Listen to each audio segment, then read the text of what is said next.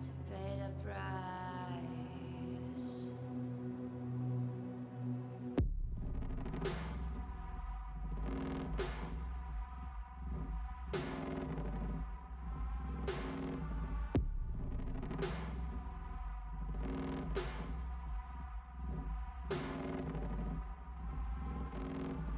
I saw in you what life was missing.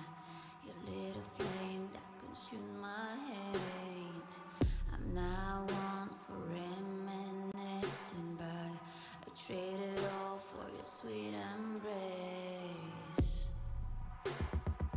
'Cause we lost everything.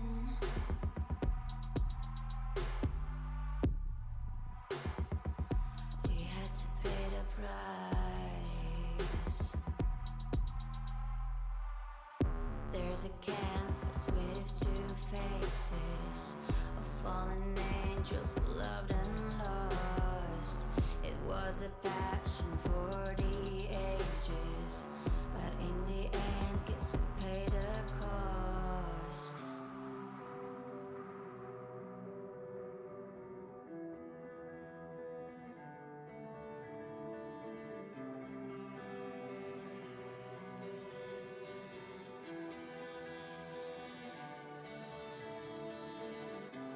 A thing of beauty, I know,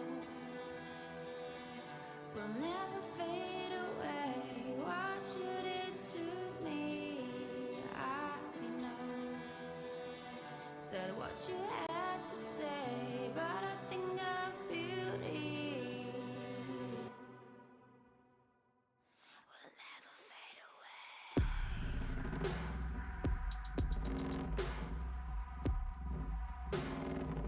Will never fade away.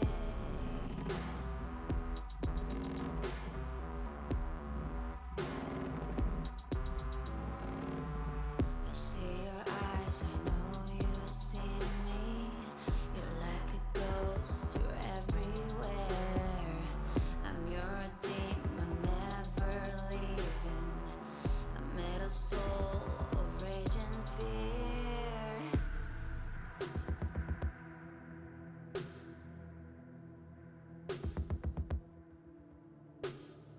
That one thing that changed it all.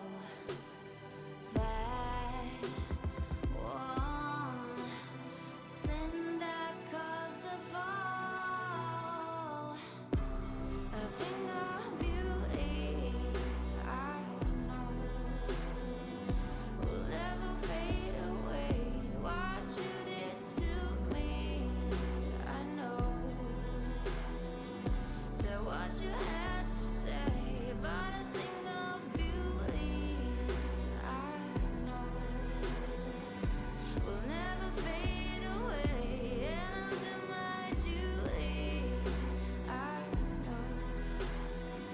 Somehow I'll find a way, but a thing of beauty will never fade away. And I'll do my duty, will never fade away.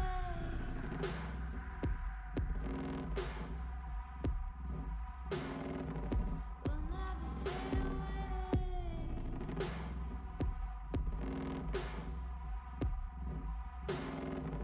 Will never fade away.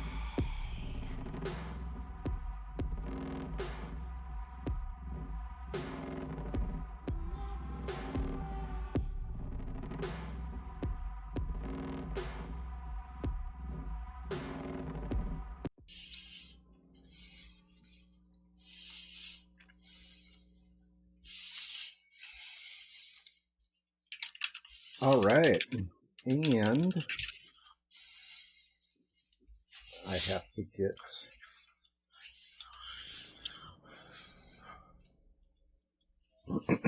How's everybody doing this evening? Not too bad. Can't complain. Fantastic. I'm doing hunky-dory, as they would call it. Hunky dory. Oh, and I have to get Ring in here. There we are. Fantastic. All right. So, Scotty stays cursed. Yes. Maybe. We'll see. Shouldn't be One can stealing. hope. Curse will have to fade at some point, or at least let it like go over to. I don't know. I think Paul could use it by now. I think Ring's gone through plenty of bad luck. I think it's Paul's turn. Paul's turn to have It's the Paul's curse. Yeah, Enough of jam guns and not hitting the broadside of a barn. exactly. Well, Paul boy. got shot up pretty good a couple episodes ago. Yeah. So Poor guy shot up, got left behind. People keep drinking his beer and eating his food. My Okay, man's had okay. bad luck since day one. That problem got solved. All right. I don't think no one's gonna be It's drinking too his soon. beer anymore. Too soon. We Too didn't soon. bro, want too to soon. leave Paul behind. We didn't necessarily have a choice. Too soon. That Yeah, much. too soon. Rip Sawyer. and Rip Sawyer, yes, yeah. So we lost somebody last week. All right, so this week, let's do a quick introduction and recap of last week, and then we can kind of give everybody an idea of what is going on this week. Start out with you, Ring.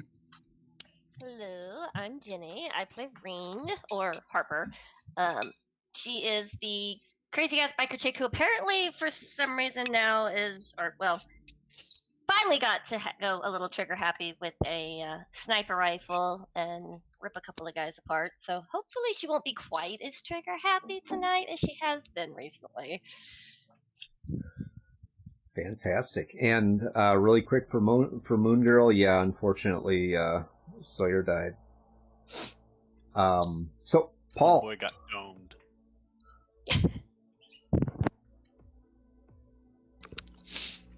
Apologies, was eating cereal. But I'm Rob, and I play Raiden, or Paul Lucero. He's the old man of the group. He's a very simple individual. Literally. He likes his he likes his food, namely lo mein, beef lo mein, and he likes his beer. food and That's pretty beer, much it. Yep. the fuel of life. Yeah. All right, Scotty. Hi, my name's Matt, and I play Scotty Sims, aka the Rat. He is the talker of the group, the wheeler and the dealer, and he also took a bit of a beating last episode. I just chalked that up to the GM having something against me, obviously. So it went in down playing the GM. Exactly. Now you're talking like a true player. That's what you get for misbehaving. Fantastic. So, quick update, or recap from last week. So last week, from the week previous, Paradox went missing, and the team went out looking for her, and they ran into some other folks. A blast from the past, old friend, if you will, Lobos, who is another BOR agent, an actual BOR agent. And Lobos presented them with a deal, so to speak, where essentially Lobos said that if they find Paradox and turn her over because the rogue AI is inside of her, that they will allow the team to be reacclimated into the BOR and go back to their lives, essentially. Not their lives previous to the BOR, but as BOR agents. Yeah, and Sawyer was killed last week by the other BOR agents. And then before these guys could get out of there, they ran into some animals, which proceeded to beat the holy crap out of Scotty. Animals as in the gang in Cyberpunk, not literal animals. Literal animals. Yeah. It was A wild flock of chickens and ducks appeared and fucked everyone up. yeah. Look, all I'm saying Not is everyone. Not everyone. them geese is No, ain't nothing to fuck with. if they were geese, yeah, we'd all be dead. Ray walked away without a scratch. I don't know why y'all two are complaining. It's like a mile away sniping. Right. She took the high road. I mean, Hiding Letting on the us do heavy overpass. lifting. So that pretty much brings us up to speed to where we are for tonight. So just FYI for everybody, we are going to be running essentially two storylines tonight, and you'll understand that when we get into it. But for right now, we have Scotty, Ring, and Raiden, I'm assuming, back at base. You guys have had a little bit of time to discuss what's going on, so let's just roll right into that. I'll turn it over to you guys so you can talk this through. What happened, and what are you planning to do?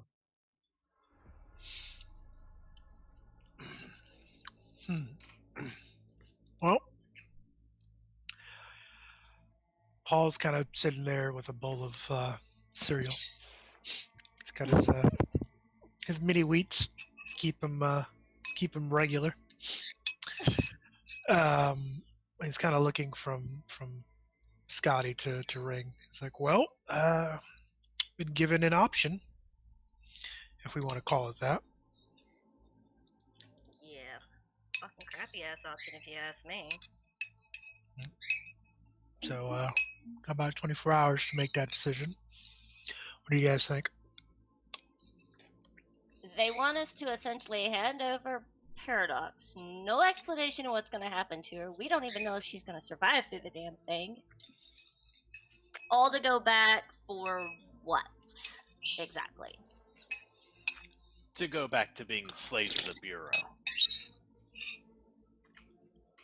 Well, Which, frankly, nothing. doesn't sound like the best of deals to me. Not to mention the fact, didn't she say that we didn't even know if, that the same thing's inside of us? Possibly? Like,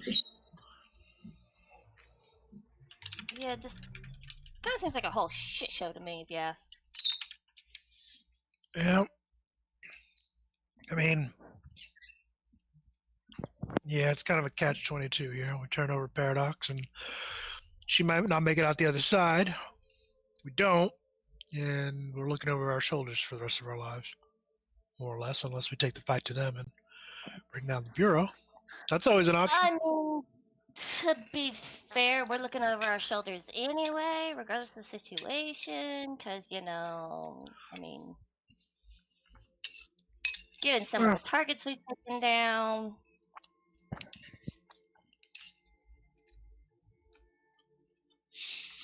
Although, she did say she can give us some answers.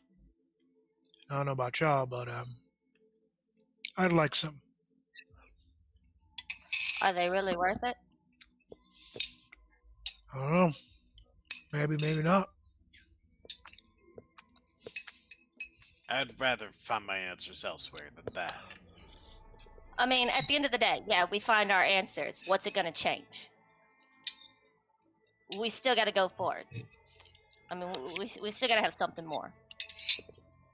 I don't know about you, but I'd rather make my own fucking decisions than be sitting there with somebody from the top telling me what the fuck to do again.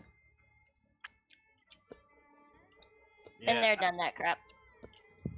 I'm with Ring on this one. I'm not going back to the Bureau. Alright, okay, you said something about getting our answers elsewhere. What are you thinking? Well, obviously we need someone to be able to... The best way to get answers is directly from the system. We may know someone who can do that for us, but we'll have to work that out. Obviously, it's risky. Well, in either way, we gotta find Paradox. We can't let her be out there running around. Yeah, Don't drive us definitely much. got to find them before find her before they do, because then there goes our bargaining trip. God Oh. knows what she's doing out there. Yeah. I can imagine. Hopefully she hasn't stripped her clothes off and gone visible somewhere. I mean, at least at that point, nobody's seeing her. I'm more worried about how many dead bodies. Well, that's what I was massacred thinking. You know, she. We weren't exactly known for, you know, not leaving bodies. Well, I mean, Yeah, that would make it easier to track her down at least. yeah, for us and for everybody else. Potentially. So, I guess we got two orders of business. We got to go find Paradox. And he looks over at Scotty for this one. This other option you're talking about, you could have fill us in a little bit more. Not here. But what I do want to do is he takes out the device given to them by Lobos. If Lobos wants us to hook this up to our agent to contact her, I don't know what's in this thing. So I think I'm gonna go see Playboy and get this thing checked out. Make sure it is just a communicator and it doesn't have anything else in there that's just gonna screw us over. Fair point. You got Eddie's on you? She might ask for a down payment or something. Don't worry, I got some cash. Alright. Well, he kind of looks from Scotty to Ring. It's like, well, I guess that leaves me and you hunting Paradox now. I mean, that's fair. I would say take anything and everything we can, because she decides to flip shit, given what we've seen she's already capable of doing when she flips shit. Yeah. Just be on the safe side. So as you guys are sitting there talking, Raiden, you happen to notice a almost empty bottle of Foster's on the table.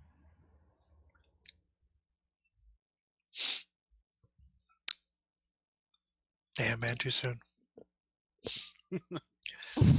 So he kind of he looks past everybody at the empty, near empty can and kind of walks over to it. Kind of walks past them into the command center. Kind of looks around at the mess that's still there, and he kind of sets it down on one container. And you're like, "Yep. Hopefully they give you a good burial, buddy." He walks back to the kitchen, grabs himself a beer. Ring, as you notice that Raiden kind of walks off into the command center for a little bit, and you see him kind of come out of there around the corner, headed for the kitchen. And your agent starts to vibrate. You have an incoming message, and this is actually through your internal agent. And it looks like a message from Paradox. And all it says is, "Come to me." And there's an address there.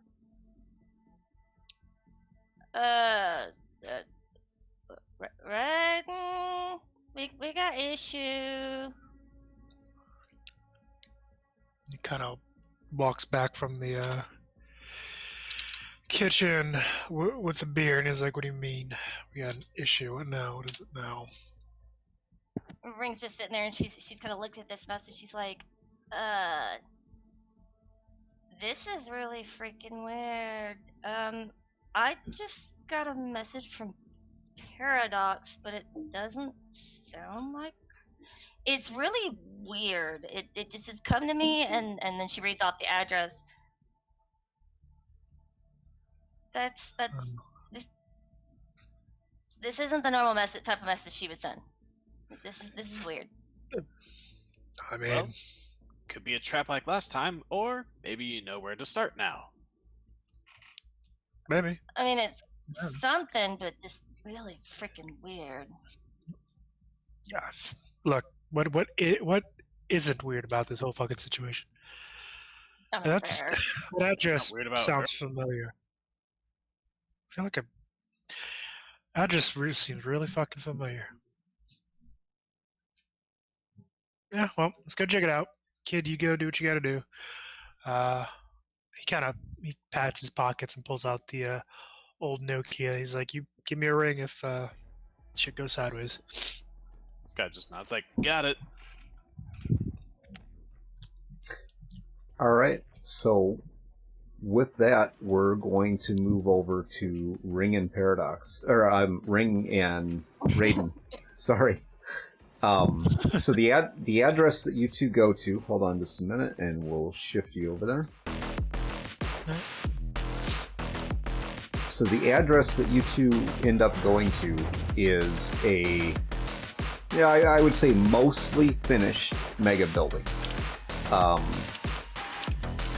It was one of the original mega buildings that was built after the downtown area was blown up with Arasaka Tower. This one's kind of on the outskirts. It's still on the north side of Night City. Wasn't really finished. Not necessarily high security as far as NCPD goes. And the address tells you to go to the 73rd floor. Room 729. So Paul kind of looks around at the building. He's like, "Why the fuck am I not surprised we're here?" Ring just kind of glances at Raiden, and she's like, "The fuck would she be doing all the way up there?" And she's kind of looking up towards the direction. All right, let's go. And he kind of walks into the motel. He kind of keeps his hands to himself too. He gets his hands in his pockets. Don't want to catch nothing. Ring's just kind of glancing around. What should we doing here? Honestly, I mean, I hope it's not what I think it is. okay, she crazy. She ain't that crazy. Yep. Hey, look, we've only come to this particular area for two reasons.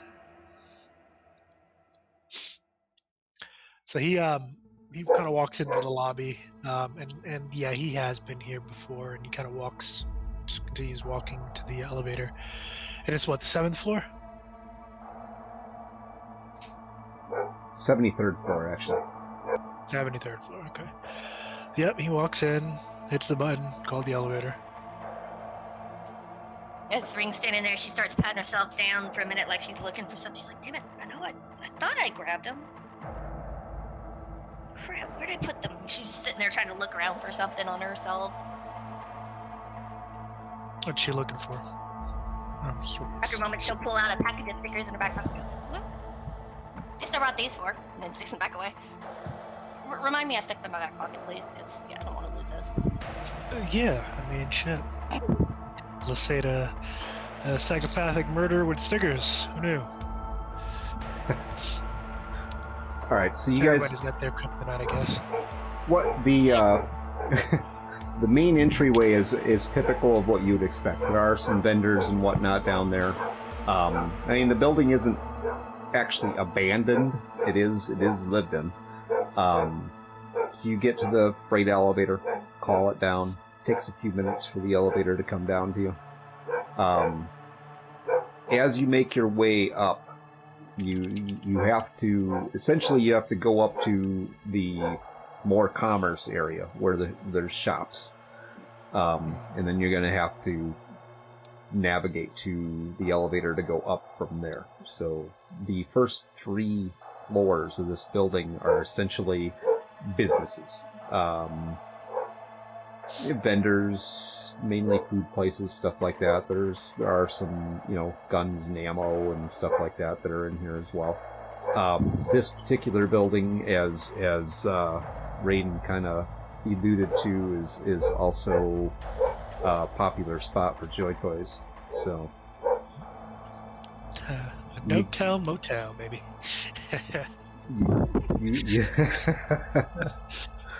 you you get up to level 3. And as you get off of this elevator, you see, there's a couple of little studios that are there that you can tell what they are. They are definitely the Braindance Studios, and a couple of scantily clad people that are standing out in front of it.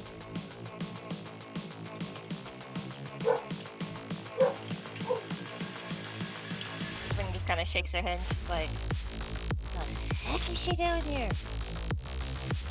I don't know. That's why I was surprised when I realized what this place was. Okay, so he's kind of looking around, kind of looking at the shops.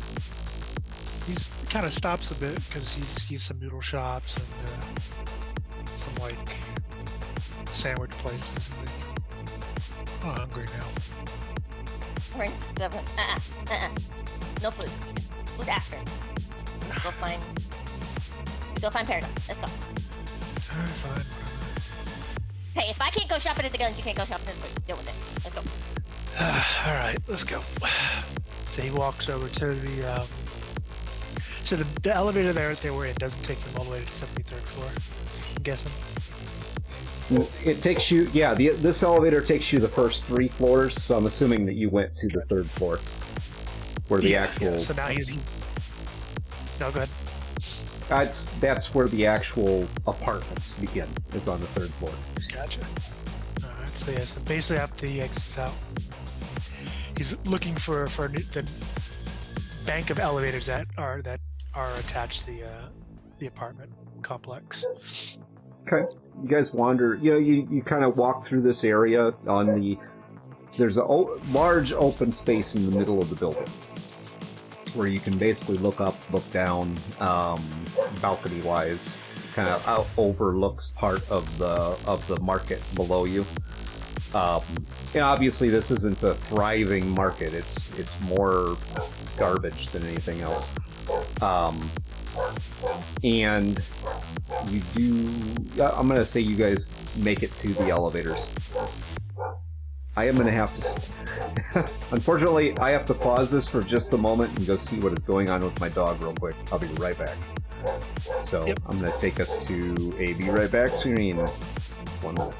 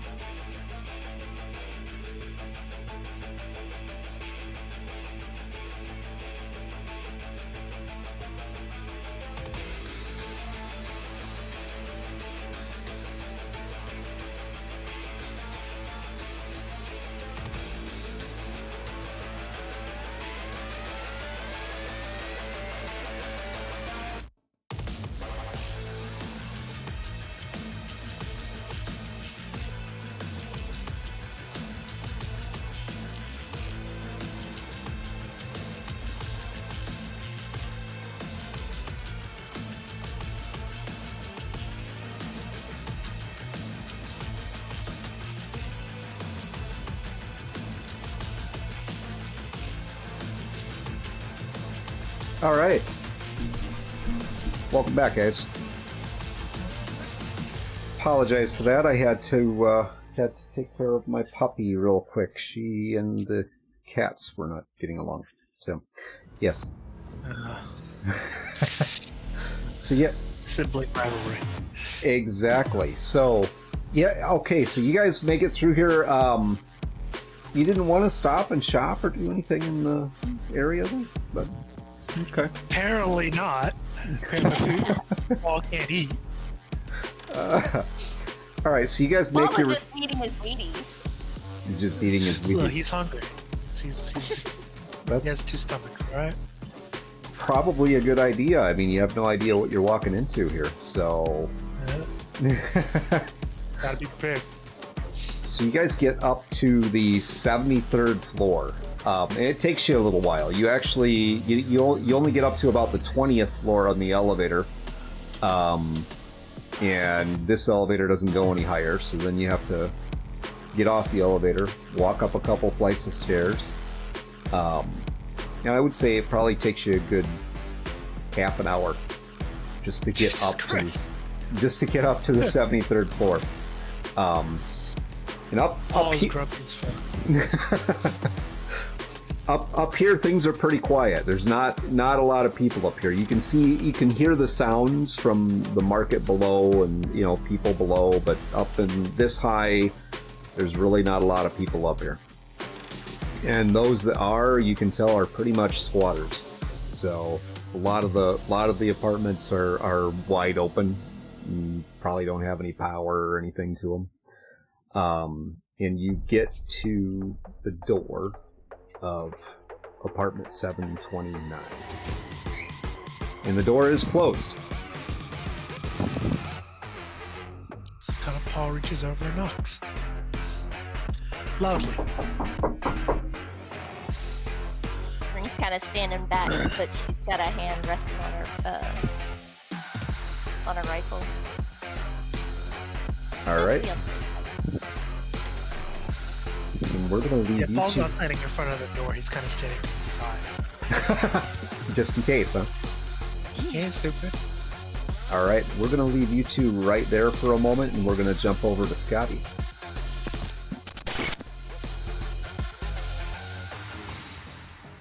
All right, Scotty. So, Ring and Raiden have just taken off to go look for Paradox. Apparently, they got a cryptic message with an address to go check out. So, what are you doing?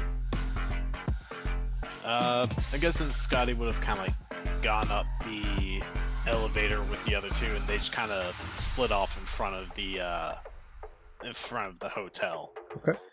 So I guess first thing Scotty does is he takes his old handheld agent, the good old Nokia agent, and he's gonna dial up Playboy. Okay. you dial up Playboy. It rings probably about 5 times, and click. Yeah. Playboy, it's Virgil. Virgil, what can I do for you? Yeah, so got my hands on a little piece of tech that I want you to look at. I want to make sure it's as safe as the person who gave me says it is. So, you want me to do some work for you now? Yeah, give and take, good business relationship. Okay. Well, nothing comes for free, right? Obviously. Don't worry, I got cash. You'll be compensated. All right. I'll flip you the address. Alright, thanks. Yep. Click. So, and a few seconds later, you get an address. It's actually in the southern part of town. Walking distance? No. Okay. So this guy's gonna look at that. Unless you want to be walking all day. Nah, I don't think he does. So this guy's gonna look at that address, grimace a little, Then he's gonna ring someone else up. Okay. So he enters in Ford's number.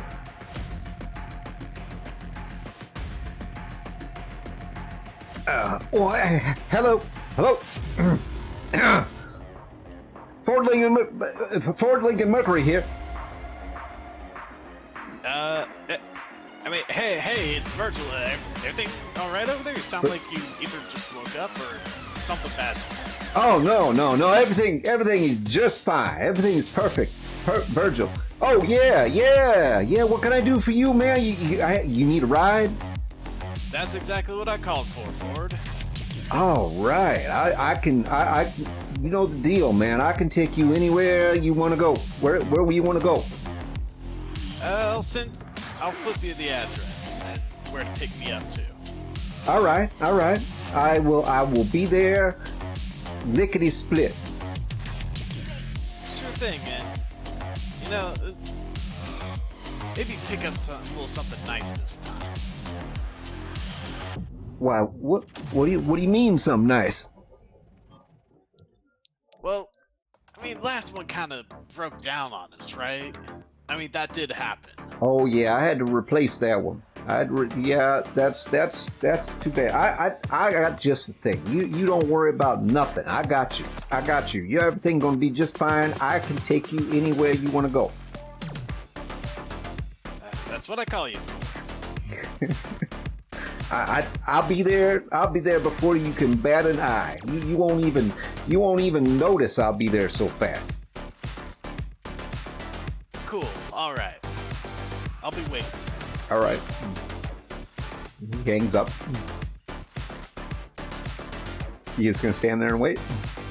Yeah. I mean, I think he is going to look through some of the data he's got and like suppliers and stuff. Okay. He's gonna look up a tech shop that you can actually stop by on the way there. All right. So you take your time looking for a tech shop. You find several in the city. There's one probably about 5 blocks from you. All right. So 10 minutes goes by, no Ford.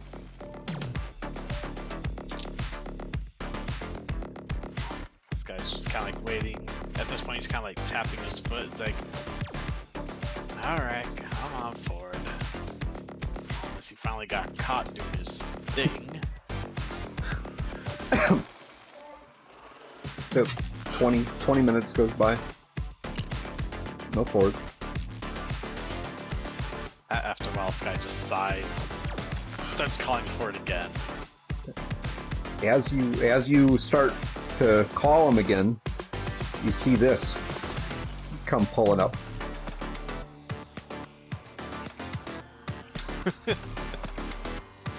Beautiful. And the door kind of opens up like a DeLorean does. Opens up in the air. What I tell you? I got you. I can take it. Where are we going? We this place we're going. I got just the ride right here. This is my baby right here. Take you anywhere. We've been together a long time. And he pats the steering wheel. This guy just like kind of clicks his tongue. He's like, of course, the second I call, he shows up. He just like ends the call. Says, Ford's phone isn't ringing anymore. He's like, all things considered, that actually looks pretty good compared to last time. So, yeah. By the way, there is this place I want to stop by on the way there, just about 5 blocks from here. All right. We can go anywhere you want to go. Life is full of surprises. It sure is, man. It sure is. So where? Scotty's gonna get in the car. Okay. Close the door. Ford closes the door. He actually there's a key in the ignition. So you guys pull away from the hotel. Starts driving to the location coordinates that you gave him. So how's everything? How's everything been going here? How you doing? You look a little. You look like. Well, not so good. Got a little roughed up today, say the least. Might have broken a rib or two, but other than that, doing great. Business as usual for me and the folks. Yeah, you guys just seem to you and your friends there. You just seem to find trouble everywhere you go. That's kind of how it goes, but thankfully, I'm not expecting any trouble with this trip, so you don't have to worry about that. Yeah, normally I wouldn't say nothing, but I got some friends I want to introduce you to. They have the spiritual thing, you know. It's really good for the karma in saving you. They can help you. They'll save you. Yeah, and I gotta get you saved. Yeah, and I bet attending their sermons probably costs what, $75? Oh, no. Nothing like that. These good people. These are good people here. Sure. Let's just get to that deck shop. All right. And you happen to notice that there's a little bobblehead thing on the dashboard of this car. And it looks like a bobblehead version of Jesus. Ford reaches up and taps the head and continues driving. Ford, you're not giving those people a ton of money, are you? What? Not buying anything or any of that? Well, why do you ask me that? Listen, this is me trying to look out for you, because there are a lot of people trying to scam others on stuff like this, It's... if you want to get in touch with the spiritual side, you know what? That's great, but always be watching out for people who want to help you like that before a price, No.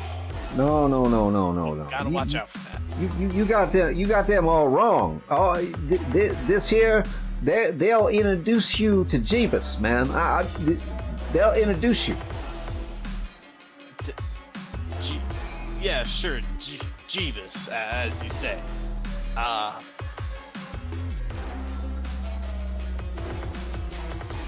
This guy is just like not too sure what to say about that. It's like, man, I'm not exactly a man of the cloth myself, but they didn't. Okay, you mean that in a metaphorical sense, right? They didn't actually try to. They don't have a Jeebus, as they call it, around for you to meet. Oh, no. Everybody has their own personal relationship with Jeebus. See, and you just gotta experience it. Oh, girl, next he'll be saying Jesus on the face of the grilled cheese. Yeah. This guy's just like, yeah. Own relationship. Yeah, everybody has their own relationship. That's right. Because Jeebus saves. Yeah, you sure. Oh, hey, I think we're coming up on the stop right here. When he slams on the brakes and kind of tosses you forward in your seat. This guy just like manages to catch himself. It's like, okay, now I'll be out. I won't be that long, so just. I'll wait. Right, Mita's running. Yeah, sure. I'll wait right here for you. Yeah, sure. Okay. Scotty just kind of rushes out the car and is like, glad to be out of that conversation. You hear some weird music playing in the car as you walk away. Like Christian rock or something like that. Yeah, it's like a choir singing. It's like, I'm starting to get the feeling that guy's impressionable. Whatever. He just, goes into the front door to the tech shop. Okay. What can I do for you today? Are you here to buy some iron, or are you here to buy something else? With that voice, I'm just imagining it's just another Ford at the counter. Like, how'd you get there? No.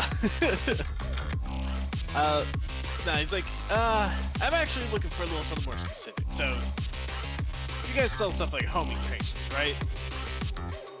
Yeah, we do. Got some homing tracers. We got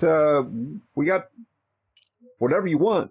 So, what model are you looking for? I was actually looking for something that could jam a signal from the homing tracers. You know, like if someone tried to, if someone had a tracer bug on them, they had one of these, signal would be jammed, that type of thing. I think I might have just the thing for you. That would be this right here. This here is made by Biodyne.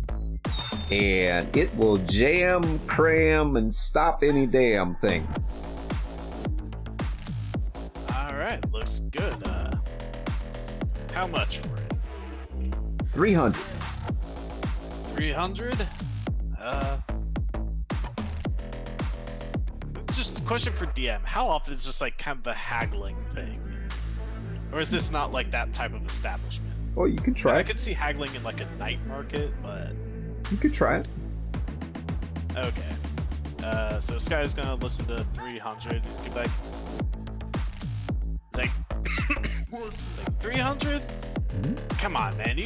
You know that's a little high. How about, say, 250? 250. I don't know. I think I'm gonna make you roll for that one, buddy. Alright. I'm guessing that would be, what was it? Trading? I think there's a trading skill. Yep. Yep. So, trading. Go for it. I rolled and, wowee, starting the night off strong with a nat 1.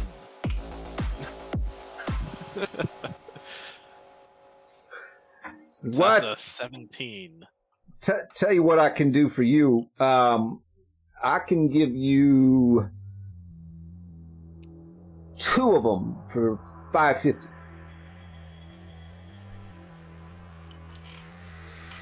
It's 2 for 550. Yep. And I will throw in this custom bottle opener right here.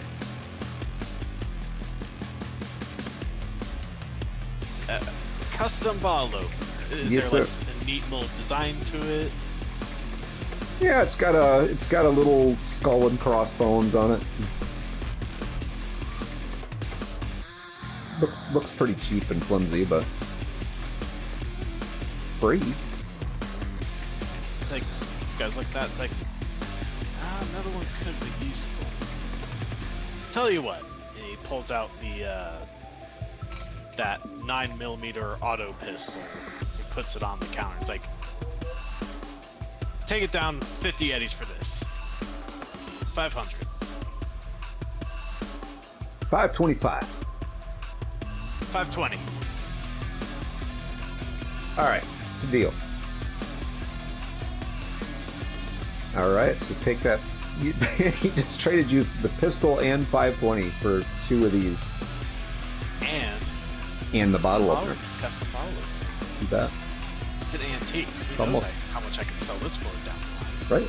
Right. You missed out on the bridge, so now you got the bottle opener. Exactly. This is just as good, if not better.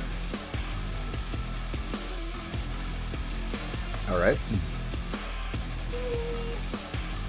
So, with that done, this guy just nods at me and is like, alright, pleasure doing business. I gotta skedaddle. Got places to be. You bet. Come back anytime. I got specials going on every day. Yeah, sure. Alright. And, that Scotty heads out and gets back to Ford. Okay. You get out to the car, and there's no music playing. The car's still running. There's no music playing.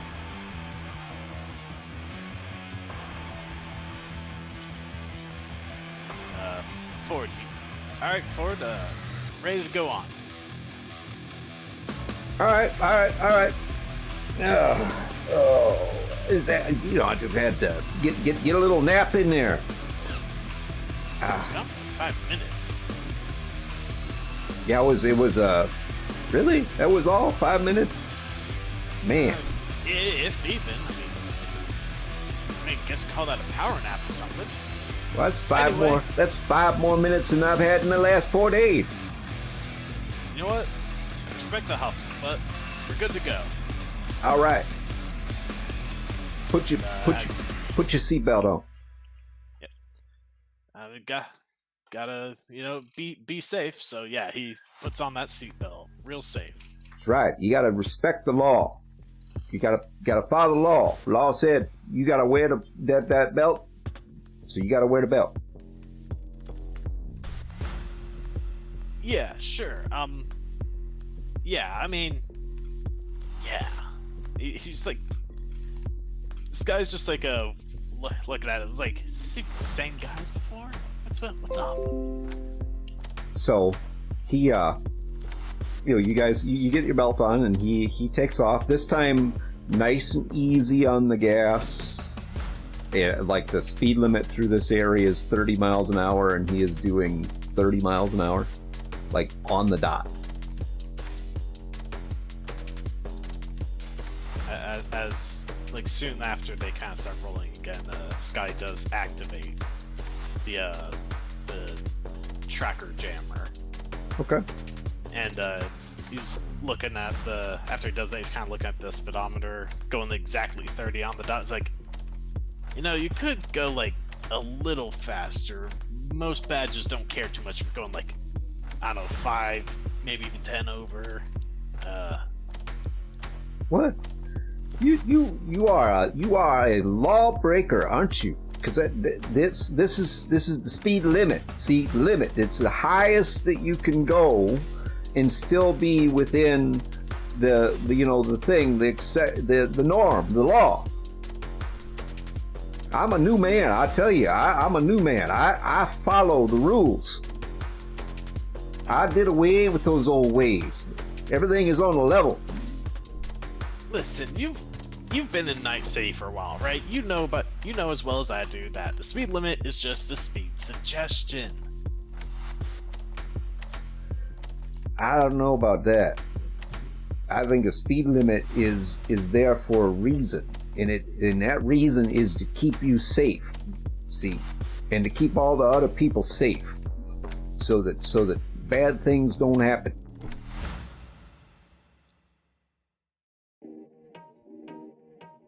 It's gonna take us forever to get there. You do eventually get there. The area of the city that the address is in that he takes you to is basically, it's like waterfront properties. Not necessarily bad places. It is actually in Pacifica. So, I mean, a lot of the Pacifica was originally built to be kind of the high-end area of Night City. It obviously didn't really turn out that way, but most of the buildings and everything that are there, the homes they were built to be very nice homes. This place that he pulls up to seems to be really well kept for Night City.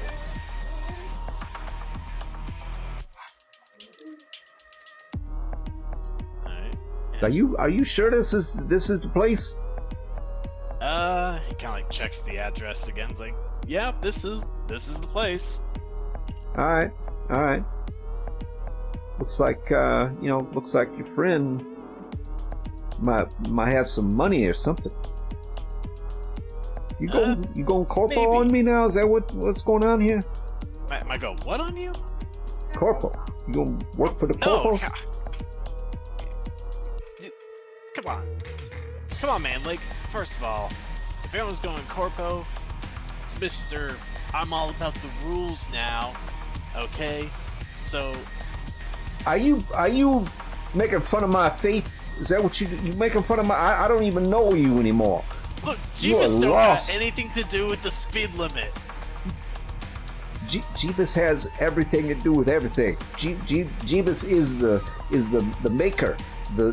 He gave us He didn't all make the. road laws. Well, how do you know that? It's like, okay, I mean, He did some divine inspiration is what he did. He did some divine inspiration, and the people decided that we needed to have road laws. whatever. How much has Jeebus demanded I pay you for this ride? Well, just because you put it like that, see, I told you I'm a changed man. I'm a better person now, and you could be a better person too. So this ride, because you, my friend, you need Jeebus. Okay, you have a lost soul. You need some help here, and I'm gonna help you. All right. So this ride is free. Okay, you good. The deal is that you got to go and see the monks with me so they can tell you about the spirit.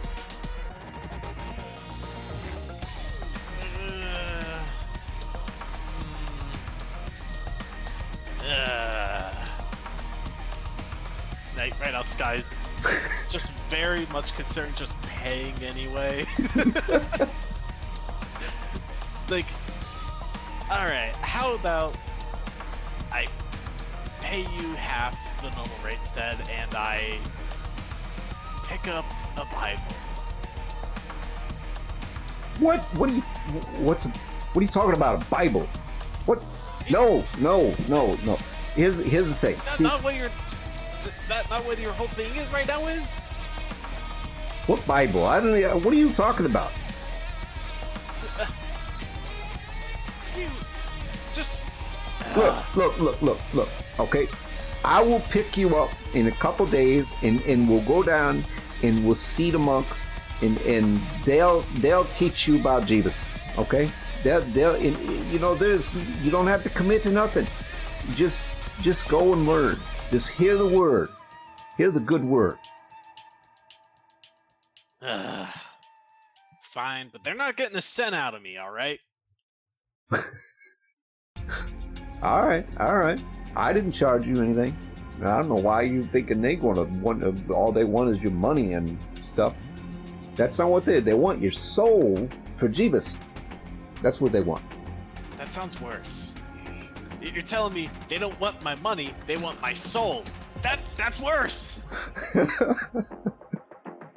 Well, I don't know. Maybe they'll take your money too. I have no idea. It's like, all right, I'll humor you, all right? So whenever, just let me know, and we can go see the monks and listen to whatever they have to say. All right, brother. We're good. We're on. We're on. We're gonna get you saved. Yeah, sure. Okay. Scotty steps out of the vehicle. All right. And as you're stepping out, you go to shut the door, and Ford yells out there, Did you want me to? Are you good? You gonna walk home? You want me to wait for you? What's it? You gonna call me? Not sure how long this is gonna take, but maybe you can stay around in the area somewhere. I'll call you. In this area? Okay. All right. Close-ish. I'm good. I got Jesus to save me. Yeah, he'll protect you from any gangers, I'm sure. Yeah, maybe they want to hear the good word. I'm right. sure they'll be pleased to hear it. He starts pulling away with that.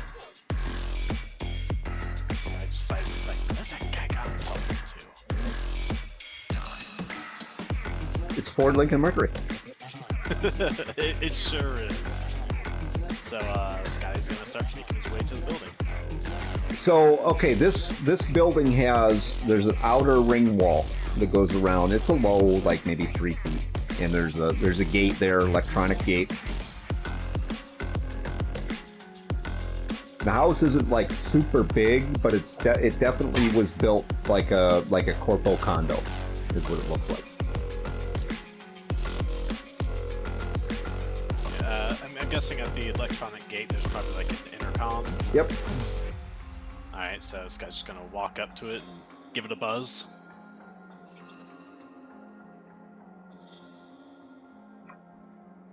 Yes. Hey, it's Virgil. Come on through. And you hear the buzz, and the gate pops open. And Scotty walks through the gate, and the second time he's thinking this to himself, he's like seeing this. He's like, what's Playboy and her people gotten herself into? Definitely didn't have these kind of vibes before. So you maybe 20, 30 feet from the walls where the front porch of this house is. You can tell the locks are all electronic locks. There's cameras. I mean, there's decent security here. And as you're walking up on the porch to the door kind of starts to glide open. And we're going to leave you right there and head back over and see what Raiden and Ring and maybe Paradox are up to. All right.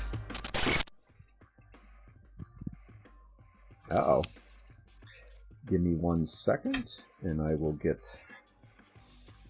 gotta grab Paradox back in here.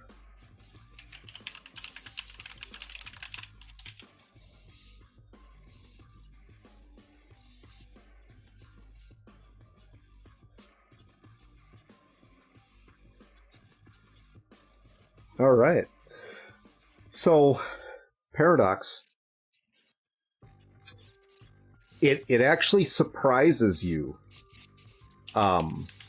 As you're in this room, you and Sebastian have been chatting.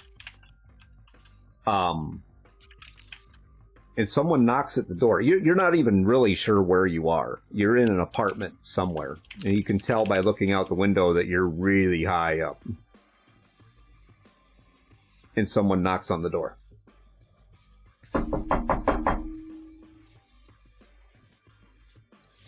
Alright, Paradox kind of looks up from where she's sitting on the bed and goes towards the door and sees if there's like a camera or anything. This you have very minimal power in here, so there is a vid screen there, like there's a camera, but there's nothing on it. Okay. She is going to pull out her pistol and slowly open the door to try and take a look of who is knocking at her door. Okay, and I'm going to have you roll a d10 for me, Paradox. A D10. Okay, 1 second. Mm-hmm.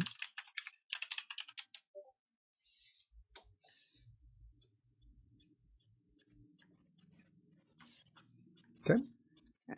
That is a 3. So, Raiden moved up, knocked on the door. Took a little bit, but the door starts to ease open. And the first thing that you see is the barrel of a pistol. Not pointing out the door, but just that's the first thing you take notice of.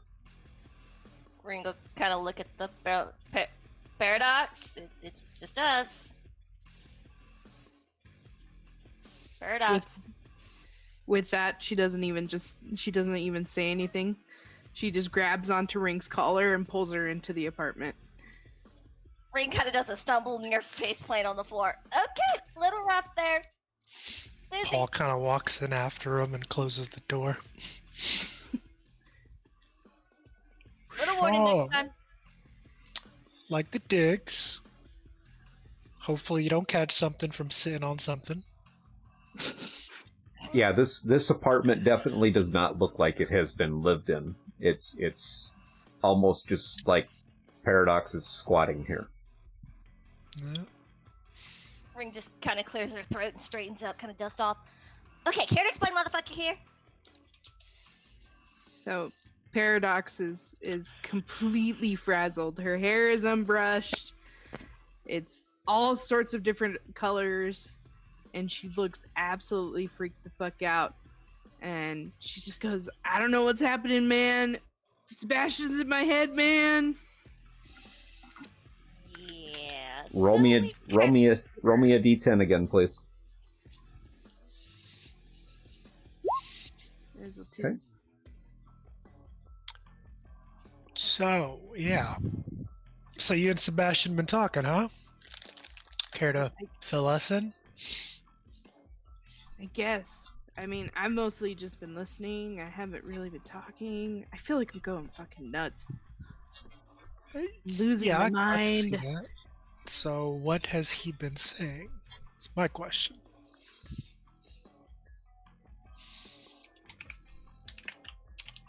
She kind of pauses and kind of goes quiet for a minute.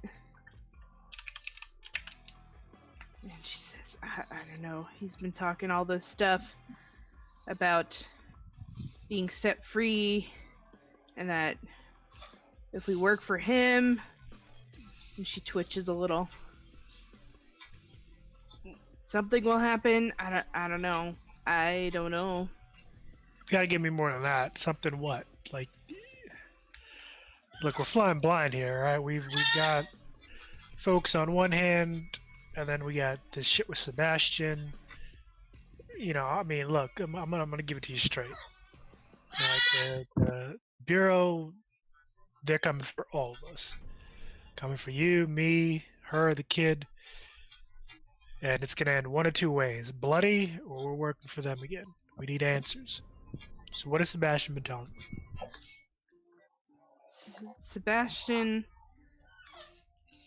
Sebastian wants to take out the AI that's currently at the base. Why? And he says that he's on our side and he has a plan. And he says the BOR only wants to kill us. It doesn't want to. They're not good. I mean, that goes without fucking saying, considering what we saw in that. I mean, the best way I could put it, the fucking cryostasis room. But we need more than just his word. What's the plan? Like, what has he got cooking up? Does he got evidence that he can share with the rest of the fucking class?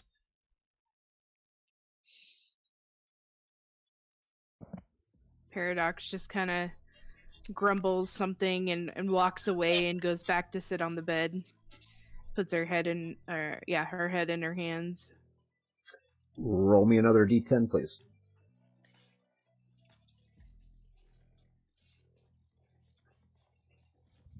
Maybe. Oh, that's a 10. It's not good. Well, it's perfectly fine. What are you talking about? Paradox kind of sits up unnaturally. It says the plan is to take them all out. We need to be smart. We need to be careful. We can do it. Ring just kind of stops and looks at Paradox doing all this. Like, the way she sits up and she starts talking, she's like, kind of looks over at Paul and then back at Paradox and back at Paul. It's like, she seemed like something just. Am I seeing things? Paul kind of just shrugs and he's kind of looking at Paradox. He's like, okay, gotta be smart, gotta be careful. Yeah, no shit, Sherlock. What's the fucking plan? That does not a plan make. The BOR has no real stance in this city anymore. They're easy targets. We can take them out fairly easy. Okay. Do you know where they're at? I'd have to do some more research, but I'm sure I could find them. But I need Okay. to be able to access the mainframe first.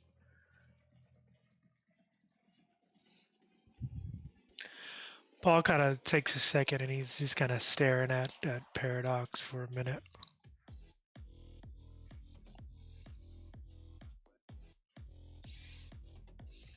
And why do you need to access the mainframe? So I can find where the BOR is. Once I have access to the mainframe, I'll have access to everything. We would have a little problem with the certain thing that's kind of controlling everything right now. We would have to handle that. And he has no clue how we're even there. Then that should be easy to do. He's still trying to reboot. Ring just kind of looks over at Paul and goes, "We're not talking to Paradox, are we?" I don't know. And she'll reach into her back pocket and pull out the stickers and kind of hold them out to Paradox, like, "Stickers?" Paradox reaches out and just grabs it, takes a look at it, and then sets it on the bed next to her. Yeah, that's not fucking Paradox. Hi, Sebastian. Hey. Nice to meet you. Again. What's up, asshole? So what's the plan? Well, we got in once. We got in once with Sawyer. We can do it again. Yeah, about Sawyer. He's fish food ish. Probably. I don't understand what that means. He's dead. He got You turned him into vegetable flakes? No, he's dead. No. he, coming after your butt, he got shot and killed. Well, We've that's got- unfortunate. We've got a time frame. Whether we're working on borrowed time here. Either we turn you over Ain't happening. and we return to the BOR, or it's open season on us. Not that it hasn't been open season on us already, but I guess after, depending on which way we go, the kid gloves come off, so to speak. But you're saying they can't operate in Night City openly, so that means they're working with a limited crew. Yes, and they have no power over Night City anymore. They're not connected to the NCPD or anything like that. Okay, so they're Roll, essentially roll me a d10, Paradox.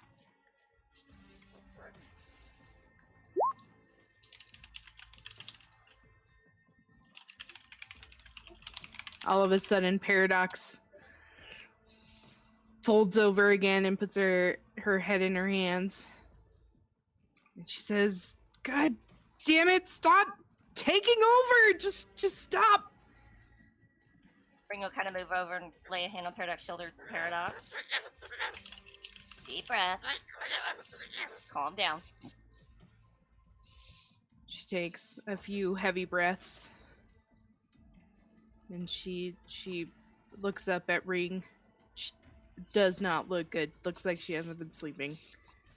So, Paradox, in the back of your mind, you know how this works. I need to be able to lay out the plan for them.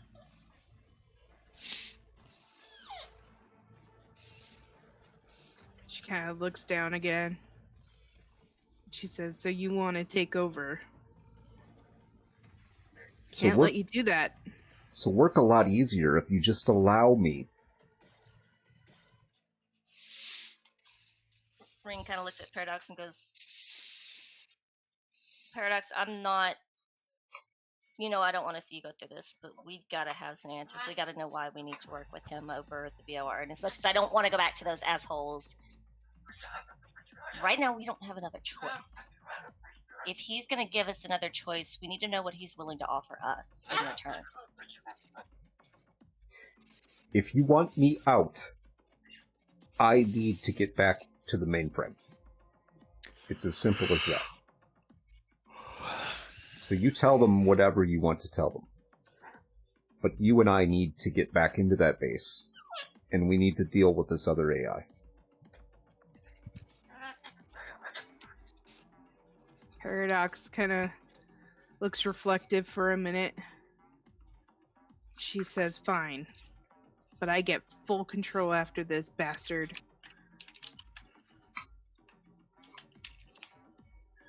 As much as necessary.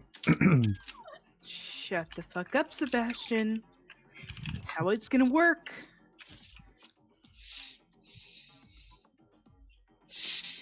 Look, we're sharing your body right now. I am only looking out for our best interest. Fine. Then how do we get back into the mainframe?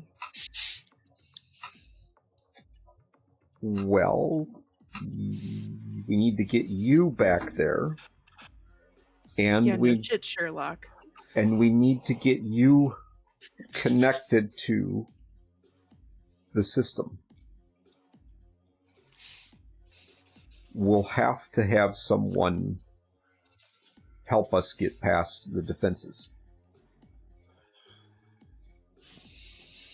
I cannot connect to it remotely. It has to be a hard link. And in order to do that, we have to be able to break through the firewall. Apparently there's something wrong with Sawyer. Sawyer's dead. Dead? Means he's not coming back. He doesn't have a clone like we do. Oh. Well, that is unfortunate.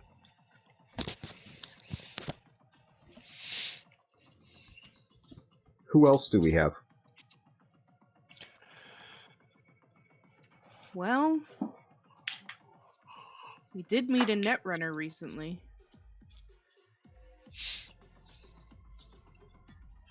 That may do. So, are you going to let me take over, or do you want to relay this information to the other agents? Whatever, man. I'm so fucking done with all this. Just take over. Okay.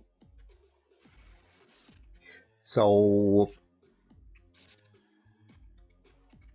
Okay. Paradox just kind of looks at you guys for a moment. And... Do you have any questions? Yeah, like I was just telling Paradox. What exactly are you offering us? Because, I mean, they're offering us going back to the BOR, which, honestly, I'm not a big fan of. But, like, what do we get out of this if we help you?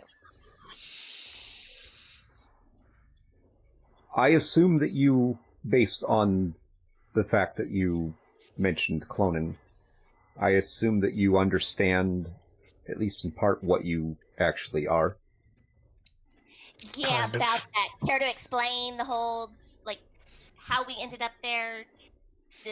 Yeah. I don't have that information. It is buried in the archives at the base. I could get that information for you, possibly. I did not do that to you, just so you understand. But you were part of the programs Well, I wasn't... that were the initial foundation for the program itself.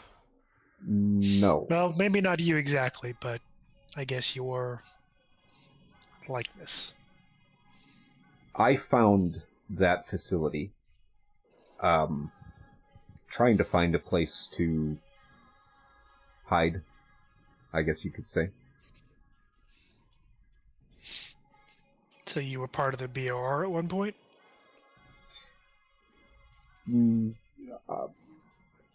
No.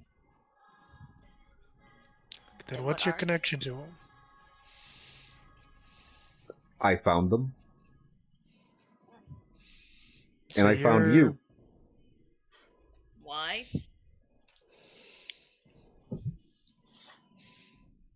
It seemed like a logical choice. So let me get this straight. You're some random AI who, what, you were being hunted, came I'm through the not- black wall, and I'm not exactly a random AI, no. You and I, Raiden, came here at about the same time. Well, exactly the same okay. time. And when was that? When you died. Which time? The first time. And when was that? 2023.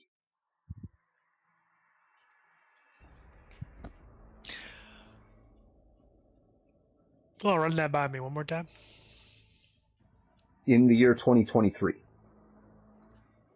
Ring just kind of looks up at Red and is like, the fuck, dude? Now I'm starting to wonder how old all of us are. You were caught in an explosion in Night City, which rendered your body pretty much dead. I was able to upload myself into your neural network and bring you here, where I placed you in one of the cryo tubes. And from there I was able to upload myself to the system here. So this has been going on since then. Well, it took me a while to acclimate to this system, and I had to figure out how to preserve Paul's life.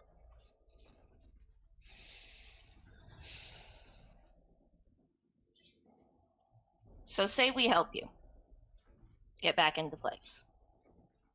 Do we Yes, just that would be preferable. we continue the way we've been going? You giving us contracts, us going out filling the contracts, you maintaining the place, but like, Or do we get our freedom and get to just walk away from this shit? I think that we need each other.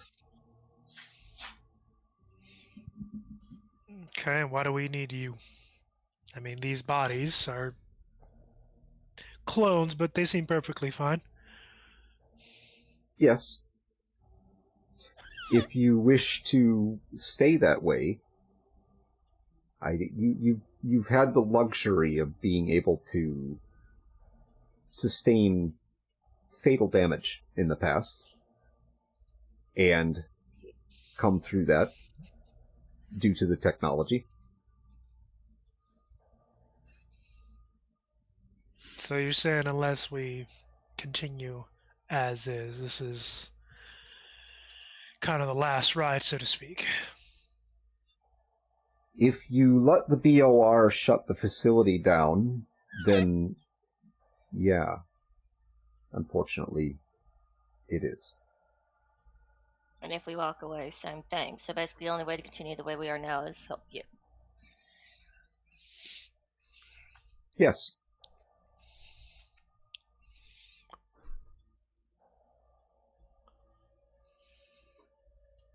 You are connected to me through that facility. What if we choose to help you, but we don't want to continue the way we are? Like, we help you, but no more clones.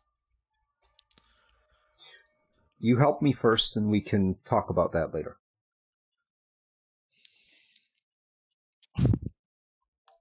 Yeah, see, I've done that before, and at least according to the memories I have saying they're true, I got fucked over. I trusted somebody, and they said that they would handle later. And yeah, every one of those assholes is dead. So nice try. I want assurance that if we help you, we're not going to get fucked over. Look, the fact is, I don't know. What I do know is what we have been doing. I tried to put this program together outside of the parameters that were set in the facility. Unfortunately, by uploading myself into the facility itself, I also took on the programming of the facility, obviously. And he kind of looks down at himself for a moment, and he's like, "Oh, that's right." So I got a question for you. So you said you weren't a random AI. What are you? What did you start out as? If you weren't part of the BOR, what are you? I was a person just like you. You got a name? Or is Sebastian your actual name? I don't remember.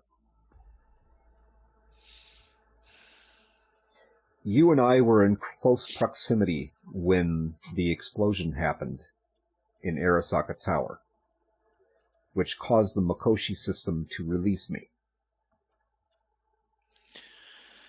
You read about that in the news and you don't expect to have been part of something like that. So you mean to tell me I was there when they nuked Arasaka Tower? Yes. Jeez. And now I'm actually wondering what the fuck I was doing there. That I cannot tell you. Yeah, well, let me guess. They probably buried in the files inside the mainframe, right? I mean, that's saying those files even still exist. You were not originally a part of this program, Raiden. Like I said, I was able to jump from the Makoshi system as it was destroyed into you. That was by me volunteering for it. What was that? How? Yeah. I jumped into your neural network. Well, if I was, dead as you say, how the hell did you get my body over there? Well, you weren't completely dead, but if I would have left you there, you would have been buried under a 100-plus story building and destroyed in a nuclear blast. Would you prefer I had left you there? No, I just want answers, man.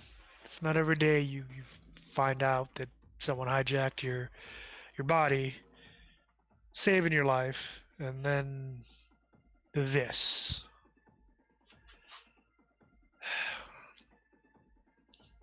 I understand now how you could feel that way. And I also understand your need for control or to feel included in the decisions. And I apologize for that. Ring kind of looks over and is like, give Paradox back control, please. Will you agree to help me? I want to talk to Paradox and get her side of things before we agree to anything, because she has just as much right to, as a say in this as any of us do. And we gotta fill in the kid anyway. I'm not making the choice for Paradox. She needs to make it for herself. Okay, Paradox. She kind of bends down again and just sighs and says, I'm in. But I don't want to get rid of my clone. I'm not saying you have to. I'm talking for myself. If it comes to that. I haven't even decided. I don't know on that. I want answers before I decide anything on that. But I don't. And you notice visibly that Paradox is much more serious than she usually is. But you know that it's not Sebastian because it's not all monotone and it's very emotional. And she says, I want immortality and I'm going to take it. Ring's gonna look at her and she's like, I get it, Paradox. I really do. And that's your decision But to make. at the same time, if we help him, what's the guarantee? I mean, from the state of what they were in, there's no say that they'll even last much longer. That's a risk I'm willing to take. Plus, All right. I don't give a fuck about the BOR anymore. I'm not going back to fucking BR. Screw them. Yeah. I think we're all in agreement on that side of things. But well, give me a second. I gotta call the kid. So he pulls out the old agent and he dials Scotty's number. Okay, give me just a second. And so, Scotty, your Nokia starts to ring. All right. I assume this is like right as he's kind of like at the front door. Yep. So he's like, all right. He kind of picks it up and is like, hello? Hey kid, got like a minute or two? Sure. What's up? You find her? Yeah, and just hear me out. So he kind of relays all that information to him. I'm not gonna go through it again. He relays kind of what the discussion was and kind of everybody's feeling towards the BOR and Paradox's want to stay immortal and or have a chance at immortality, and then Sebastian's need to get back into the mainframe and destroy it and stuff like that, etc., etc. So yeah, that's the long and short of it. Right, and you need someone to help with that whole thing. I mean, there's that, but again, man, this you're involved in this too. I pretty much called to fill you in and to see what you had to say on the matter. Well, sure as hell ain't planned to go with Lobo's idea. All right, and he's actually on speakerphone now, by the way, and Ryden kind of Paul set the phone down on like the bedside table. And he's like, all right, I mean, that's kind of the general consensus. Ain't nobody here want to go back to the BOR, but I want to make sure we're all in agreement. We give her fucking walking papers, and that's pretty much starting war.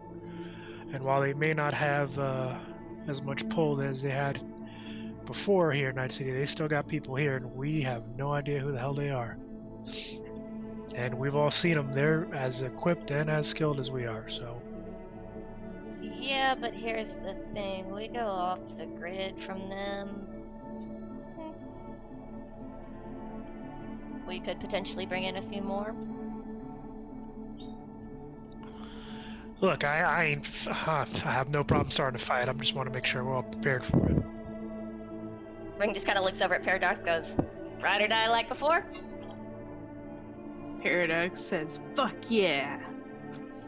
Let's blow some shit then. Oh, that's these two. What about you, kid?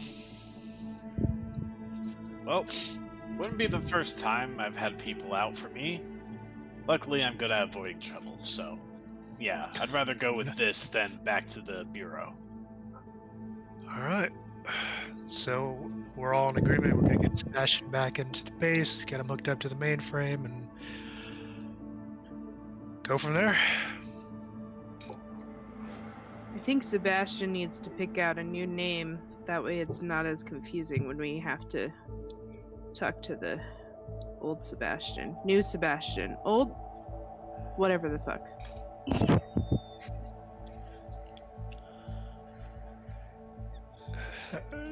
Paul kind of looks over at Paradox. Is like, you listening, Sebastian? So Scotty, you now have this fiery redheaded woman. And she's about your height. Quite good looking. Standing in front of you, just kind of with her arms crossed, tapping her foot. Hey guys, I gotta go now. Take care of some business. We'll be in touch. Yep. Yeah, take care. Hurry back, kid. All right. Scotty hangs up. And we're going to jump over to Scotty.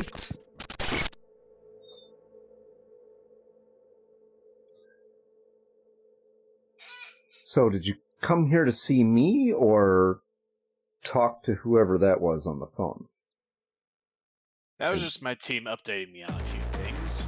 Where did you yes, get that piece of crap from, anyway? A random night market. It gets the job done. And you know what? Surprisingly durable. Well, come on in. Scotty steps in. I assume this place looks as good, if not better, on the inside than it does on the outside. Oh yeah, it is very nice place. It actually has the front area. This, like I said, it's not super big, but it has marble on the floor when you walk in, and there's actually a fountain, a working fountain in the greeting room with wraparound staircases that go up to a second level. This guy's kind of looking around. It's like, you know, based on the first time I met you, I did not imagine you living in a place like this. I don't live here.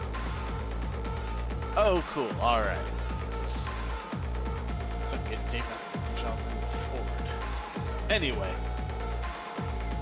Scotty fishes the device from Lavos out of his pocket. You said it was like a crystal, right? It belongs to a friend. And she walks. Yeah, it is. She walks out into like the main area.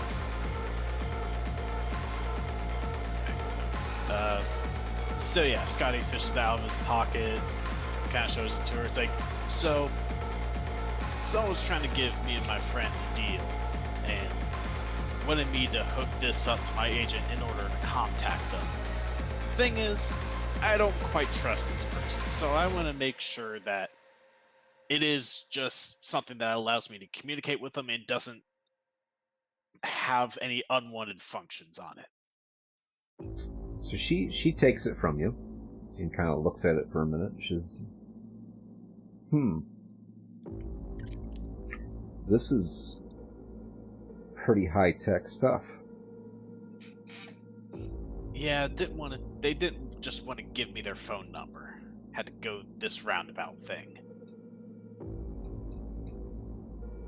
I think these are used as part of a satellite uplink, which allows almost like a hard line, only it's not a hard line. This allows direct communication, only two-way. No way to tap into it. Okay, so no hidden functions. It's not gonna like hack into everything on my system. Well, if I plug that in. I didn't say that.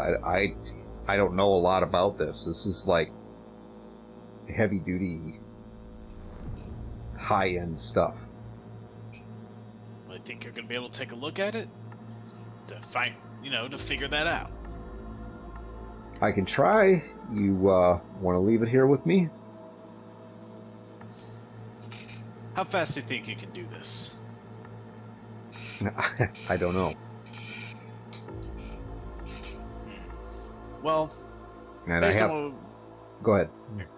based on what my team was telling me, maybe not as much of a rush for that as we might have thought. So, you know what? I'd be willing to give you some time on that. Okay. Might be, it might be a couple hours. It might be more. All right. Now, there was something else I wanted to talk to you about. This was just the opener. Okay. So, with my team, what they just updated me with, they need someone's help connecting an AI to a certain facility.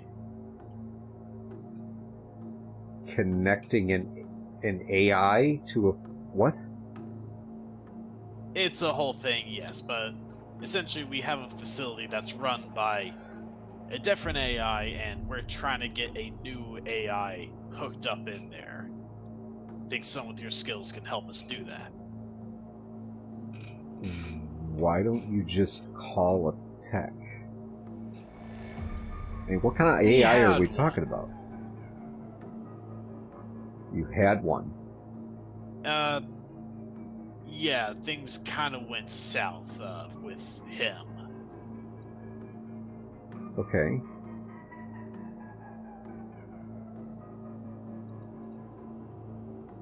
So you're not selling this very well so far. Look, that was one thing, all right? Because what happened with him is due to different parties than what's going on with this AI. Okay. So you have a rogue AI on this side of the black wall.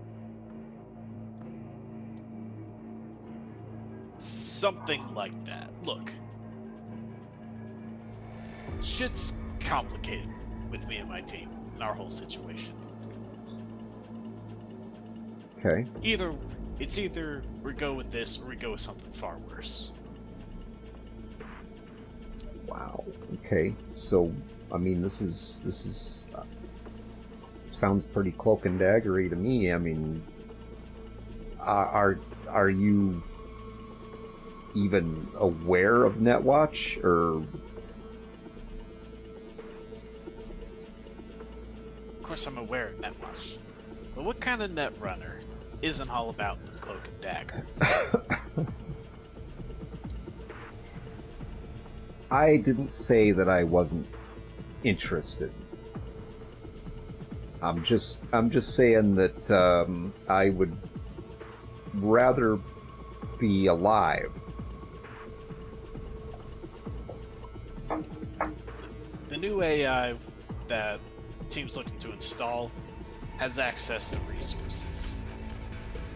And I know, if anything, it's good at covering some tracks. Wow. So this sounds like definitely something from okay. So let's just say that I'm interested. What exactly do you want me to do?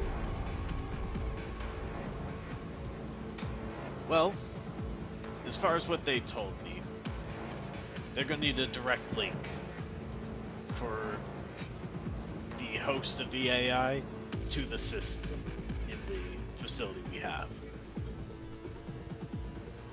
Honestly, The host of the AI? What do you mean?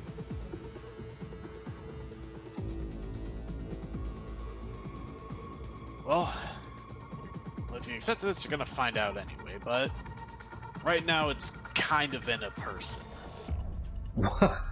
What? You have a rogue AI in a person? Look, I told you shit's complicated with us, alright? Like, we're in the deep end right now. Yeah.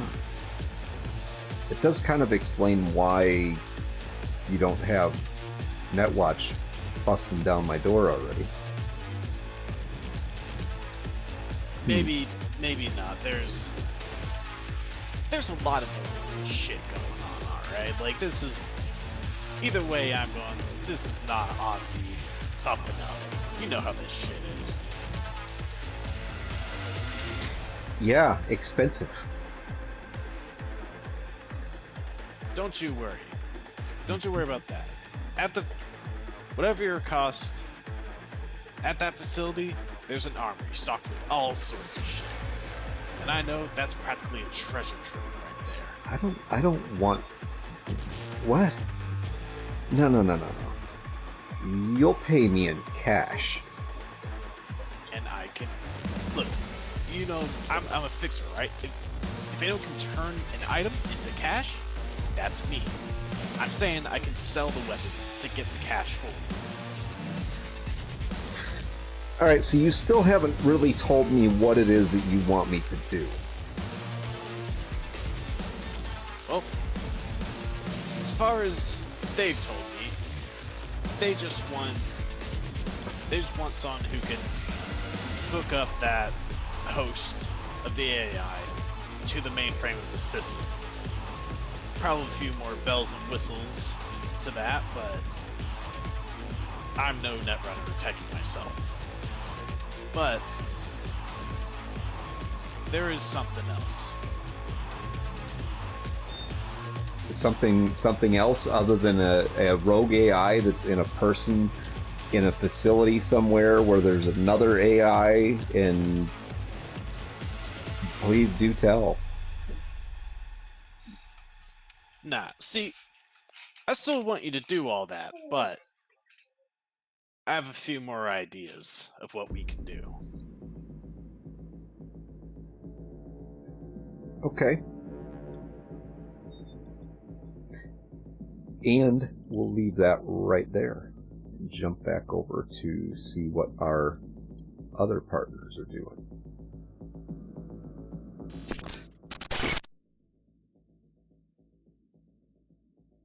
Uh-oh. I jumped in with you guys, and right there he is. Yeah, I'm here. Just had to go get something to snack on. So, you guys you just hung up with Scotty. He seemed in a hurry to get off the phone.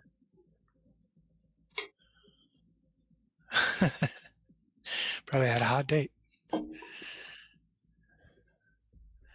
So, we're back. Ringo kind of look at Paradox and be like, I guess you want to let Sebastian know, or if you hadn't heard already.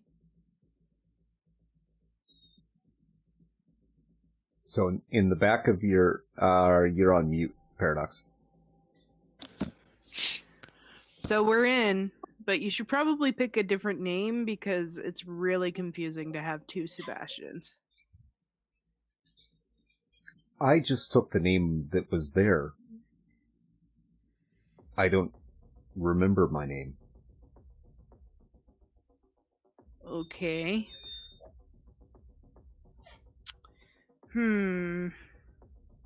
Well, I guess we'll think on that later. Sorry. But I guess we're in. We're You could- gonna get you back to the facility. You could call me Johnny. Johnny? Why Johnny?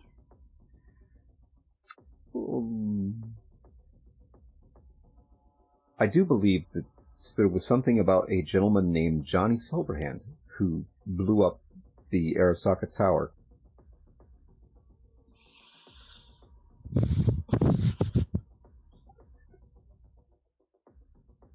Paradox kind of scrunches up her nose a little bit and says, I don't know if you're worthy of that name, man.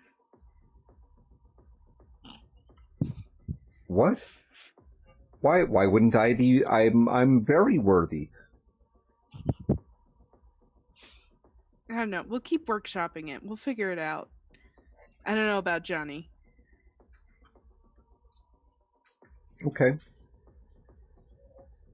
So for now, just call me S. We'll call you Mr. S. S. Will do.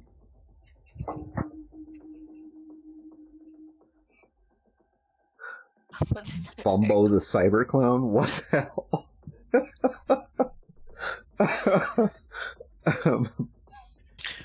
Bumbo the Cyber Clown. He's given some Okay, weird John Wayne options. Gacy. Jesus. Mr. Bigglesworth, Bumble the Cyber Clown. That's just, S will do. Yes.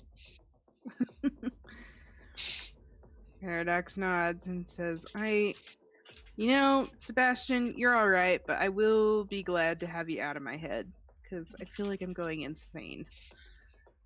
And more insane than I already am. Technically, I'm not in your head, but yes, I understand. It is rather Whatever. annoying to have to fight for control. Yeah, no shit. You truly don't know what you are, and I apologize for that.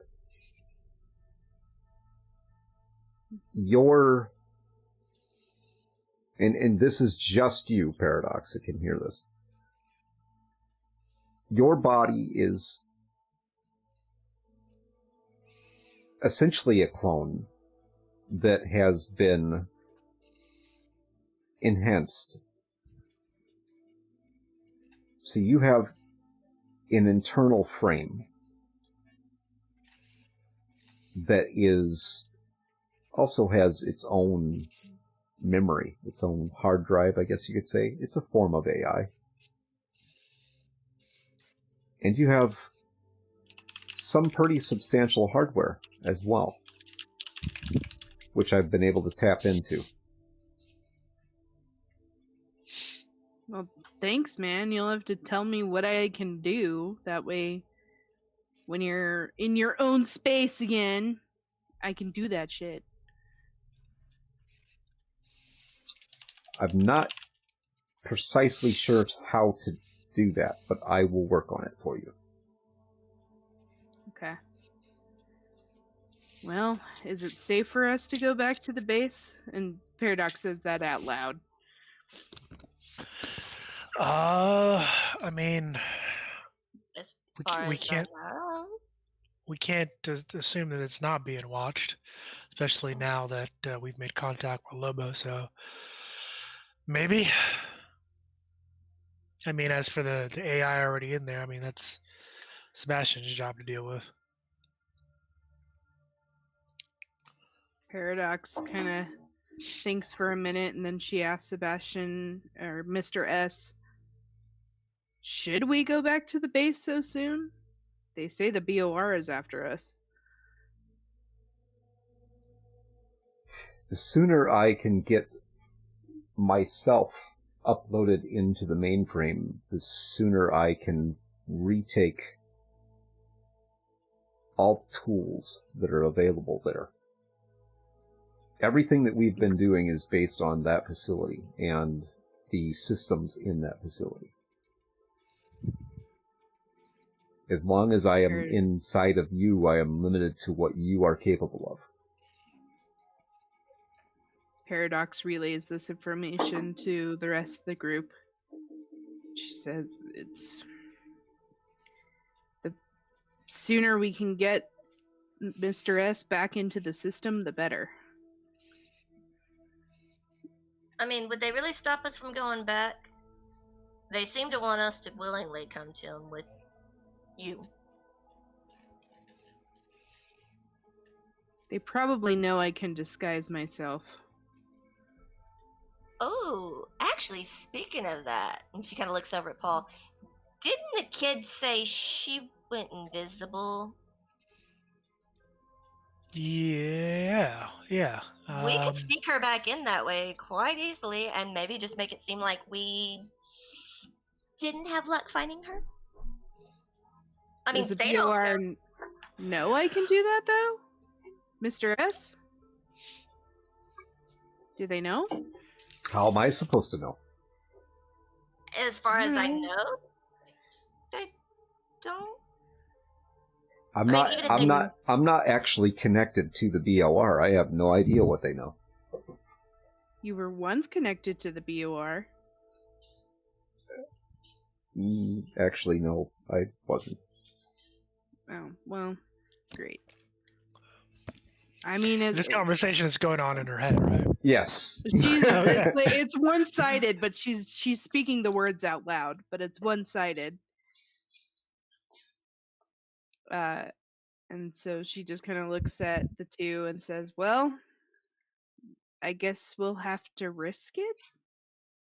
So Mr. S knows nothing. He Fan-fucking doesn't test. know if the BOR knows. So here's about. my next question: Can you access the mainframe from a line connected to the hotel, but not actually in the bunker? Like, can we get you close enough where you don't actually have to go in the bunker, or do you need to get direct access? She looks at them again and says, "I'm gonna let Sebastian answer that one because I have no idea." And she lets him take over control. And immediately after she says that last word, she continues speaking. The system itself is completely contained within the underground facility. There is no way to remotely access it. Those lines got to connect to something, though, meaning the power grid to the hotel. That's what I'm talking about. If we can if we can get you connected to that, I know that would take someone really talented to break in there, and then we essentially are warning the AI that we're on our way. Yeah, no, anything we do, we need to do and make sure this AI. I mean, you saw what he had. We got in behind the door. We saw what. Those aren't light toys.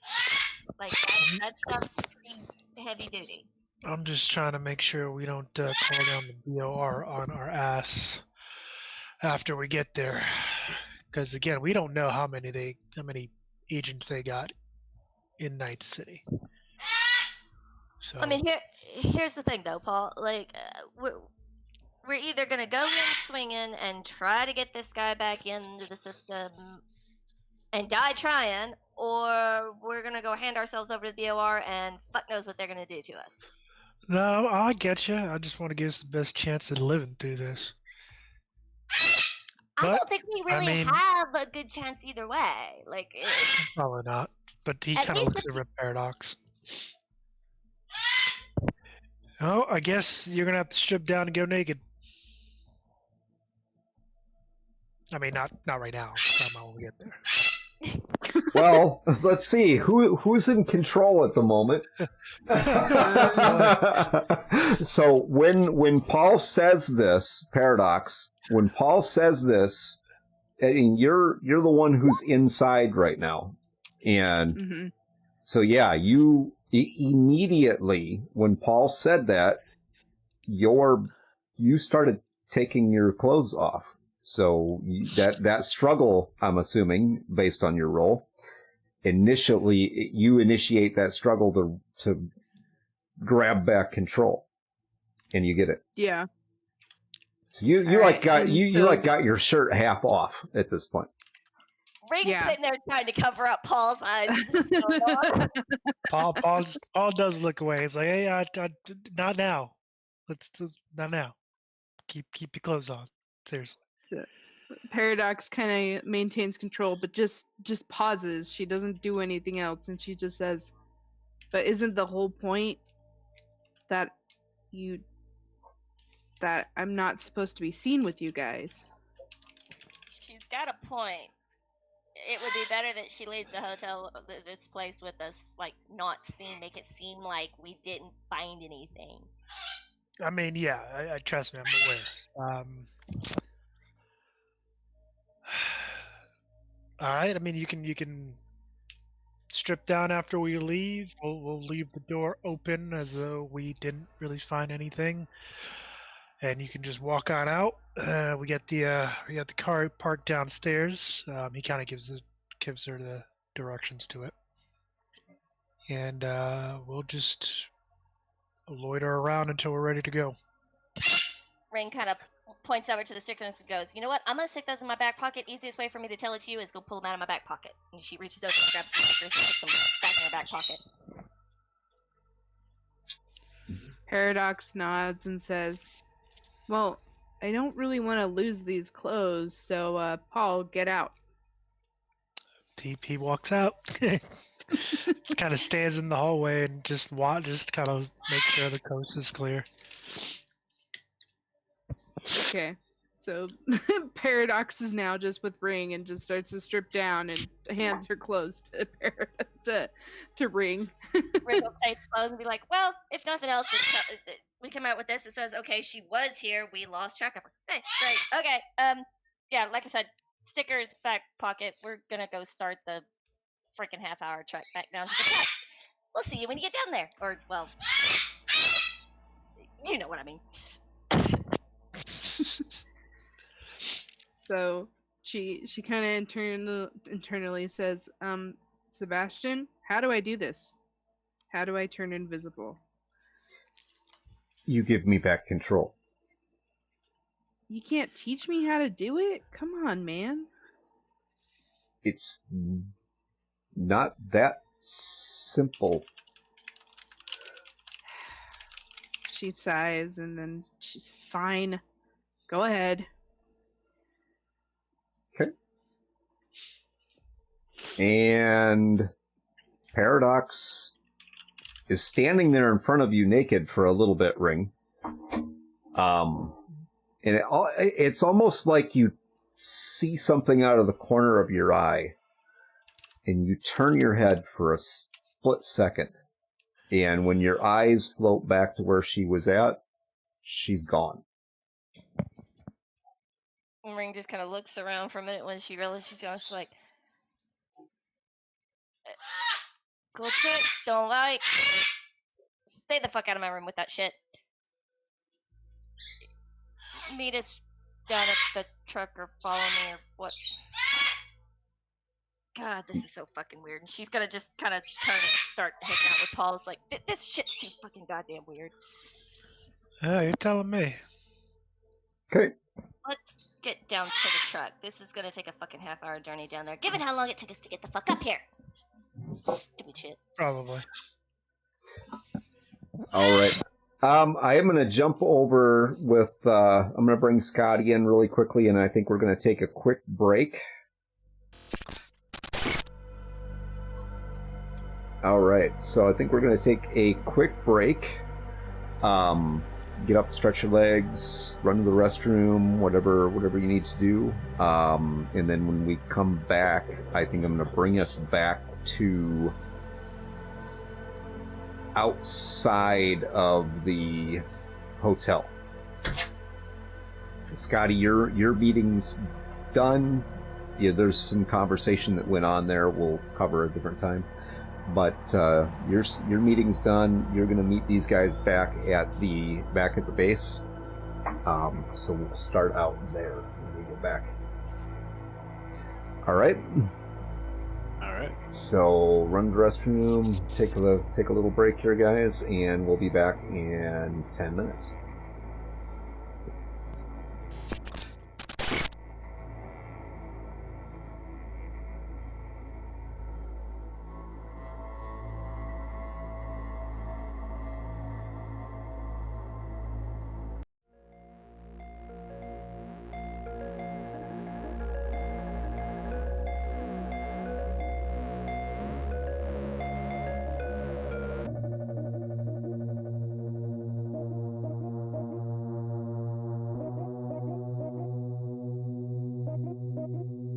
Good morning, night city, a day in the life. I was on my own, catching a ride with the lady. Her hair hangs down past her thighs, blue and pistol shit. Satisfies leather jacket, zipped up tight. Big ones coming, look for lost and found. Iron gleams, bright night city, where your appetite weighs brings you out to sunrise. She pulls my trigger, got me up alright. It's a danger pretty here in Night City. Here in Night City, got me up alright. Here in Night City.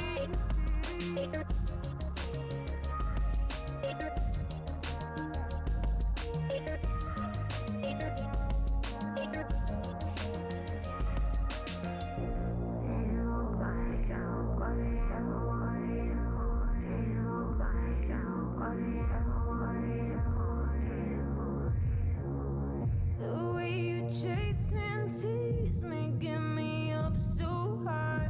We're on the rooftop and you don't compromise. Too many hollow, empty bodies lying around my street. Don't testify. You got to whisper now on your arm, and so we keep on moving. Gotta take it slow. No, she pulls my trigger, got me up alright. It's a danger pretty here in Night City. She pulls my trigger, got me up alright. It's a danger pretty here in Night City. Here in Night City, got me up alright. Here in Night City. She pulls my trigger, got me up alright. It's a danger pretty here in Night City.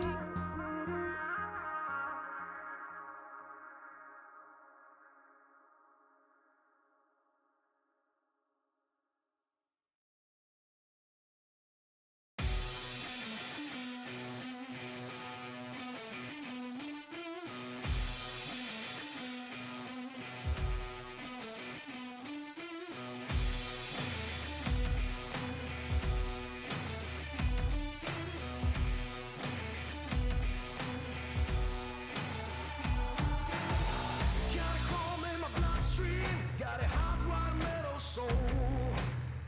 I'm craving serious action, not this bankrupt rock and roll. Ships are passing in the top, riding high, my sluts are shot. Metal burning beneath my skin, I'm chipping in, chipping in.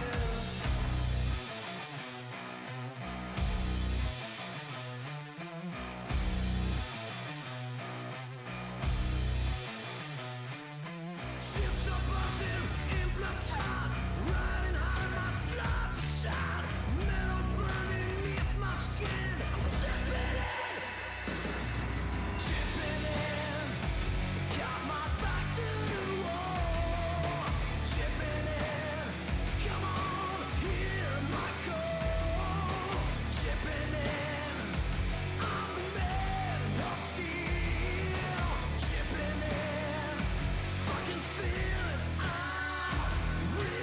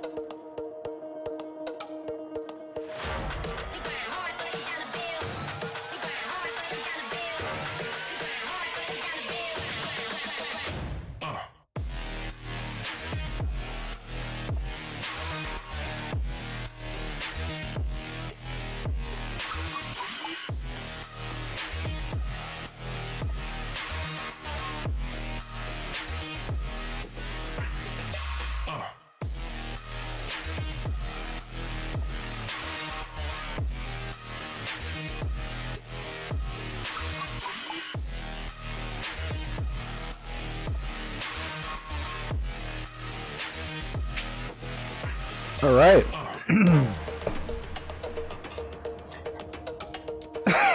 So, the two of you plus the invisible person, maybe. I don't know, you guys can't tell whether she's actually with you or not, and Sebastian doesn't say anything to you. Make your way back to the hotel. Scotty, you get a ride back with Ford, who is waiting out in front for you. He doesn't say much on the way back. Doesn't try to talk you into going to meet your maker or anything like that. Which Scotty was thankful for. And you notice that the little bobblehead thing is gone.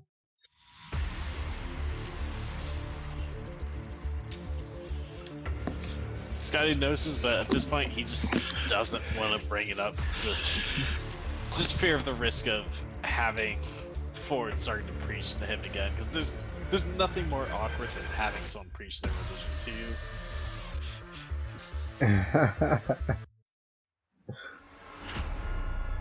Gotcha. All right, so you guys get back.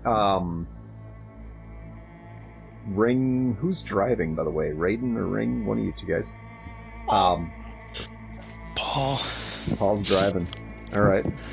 So you got a lot to think about. You guys got a treasure trove of information, and oddly enough, you go and get into the vehicle, and the only way that you know that anyone is with you when you're walking, you continuously get this sense, like out of the corner of your eye, like you see movement, but when you look, you don't see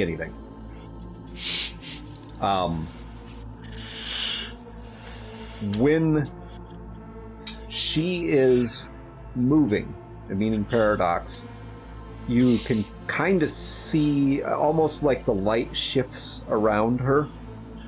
So as she's moving, you may kind of get the sense of motion. Like maybe things look a little bit blurry in this spot. But as soon as she stops moving, nothing. It just like you're just looking at the wall. Gotcha. The only way you know for sure that she's following you is when you guys get in the truck, the back door to the truck opens, and you sense the weight of something crawling in there, and then the door shuts.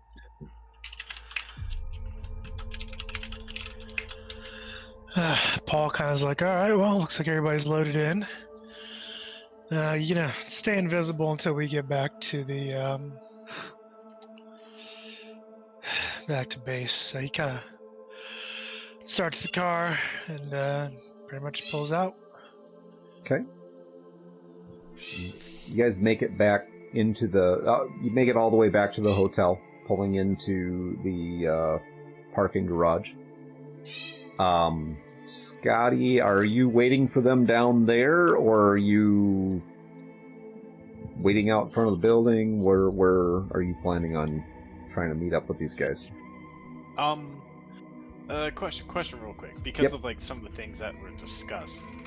Because they're saying that we needed someone to be there to help hook the host of S to the mainframe. Is Playboy with him? No.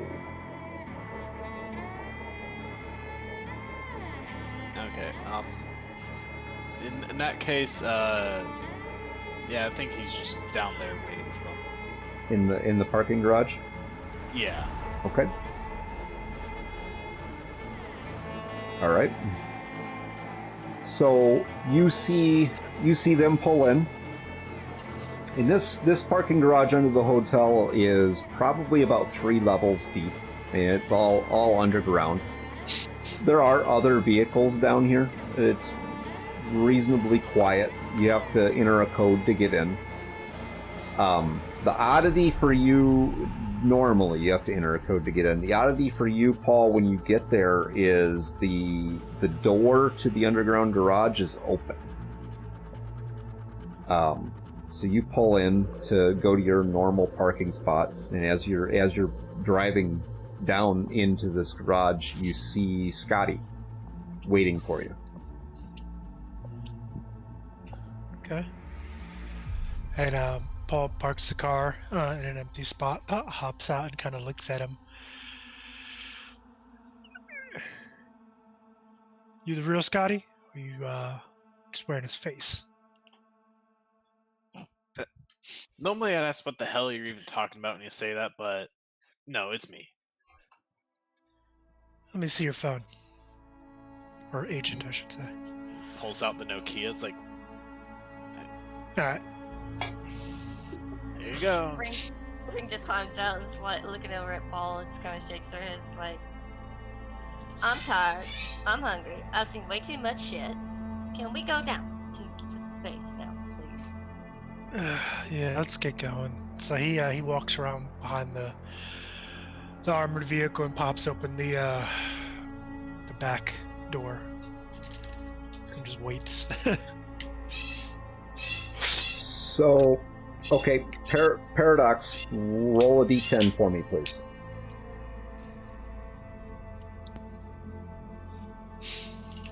Even though... Yep. Isn't trying to... Okay. So, you open up the door, Raiden. And Scotty, this is maybe odd behavior. Raiden just goes and opens up the door. It doesn't look like there's anybody there. As Paradox climbs out of the vehicle, you see the silhouette, almost like she almost comes into your vision. Like you can see glimpses of her as she gets out of the vehicle. It's a really odd shimmering, like almost like a mirage. Like you can kind of see her, and then she's gone. All right. I guess Scotty's just gonna figure this is probably part of their plan, and he's just gonna keep on going and not point her out. Ring's going to kind of look over Paul's like, "What the heck you opening the back door for?" Just in case they're being watched. Don't mind me. I'm just being an old man. Obviously. He Shut the kind of door. shuts the door. Let's go.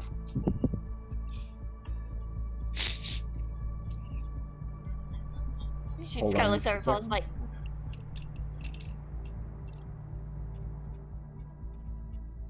What was that? Oh, hold on 1 second. Yep.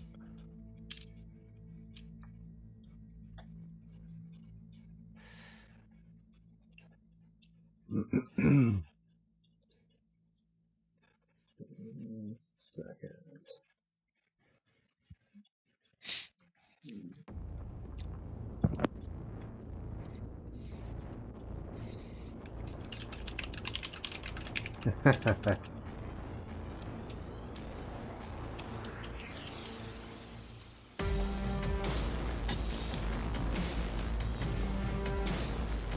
All right, so as you guys are walking to the elevator, you hear whistling. Coming from. Just kind of off to your right, like walking down the ramp towards you. Paul looks over in that direction. Ring's This hand is on the kind of thing that just rifle. tickles my balls. A little cooperation. Alex, This is the kind of thing that just tickles my balls. A little cooperation. Maybe. And everything is Depends on if that's pleasant somebody as else. punch. So you see a gentleman walking down the ramp. And there's two other people with him. This guy is wearing a leather jacket and carrying a baseball bat. Looks kind of like Scotty's baseball bat, only it looks like it's a wooden bat, and it's wrapped in what looks like barbed wire. Oh boy. Yay. My bat's better, obviously. Man's been reading too many Walking Dead comics. Apparently. another poster gang. Paul kind of just watches him stroll on down. And he kind of he brings his shotgun up. Then he pretty much walks towards the guy. Kind of put himself between Ring, Scotty, and So, the unseen paradox between them and this guy. well, at least you think you're putting yourself in between them. Yeah. So Mostly. as you start doing that, you bring up your shotgun. These two guys behind him, from underneath their, basically wearing like long coats, trench coats. From underneath there, they pull up their weapons. Ring. Ring is also going to be pulling her rifle off her shoulder as Paul's bringing his out. Yeah, Scotty's drawing his bat. The guy with the bat just kind of saunters down the ramp.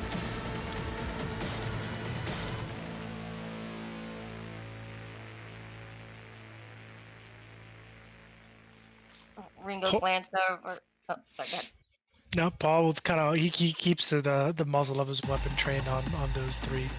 One hand kind of reaches this into his badass. pack of smokes, gets one, lights it up. It's like so. Waiting for the elevator.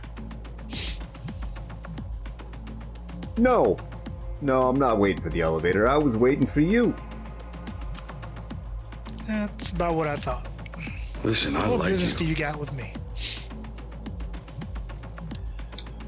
Why, I don't see... Well, let me see. I see one, and he kind of uses the bat and kind of points at you. I see one. I see two. I see three little pigs. Where's the fourth one? We didn't find her. Dead end. We're still looking.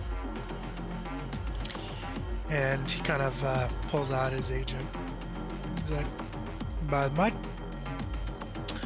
know I'm not the best at reading time, but I'm pretty sure we still got about 12 hours left. Yeah. About that. Here it comes. Should have known that was a crock of shit.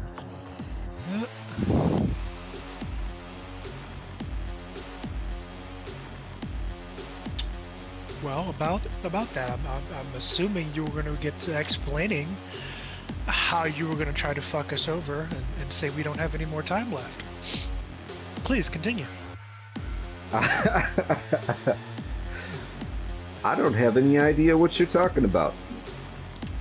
Then why are you here? Why am I here? I am here because the corporate office says that you are to be reassigned. Go fuck yourself. Reassigned. Huh. Okay. Shocking. All right. Well, Paul, Tom. roll evasion. okay, senor.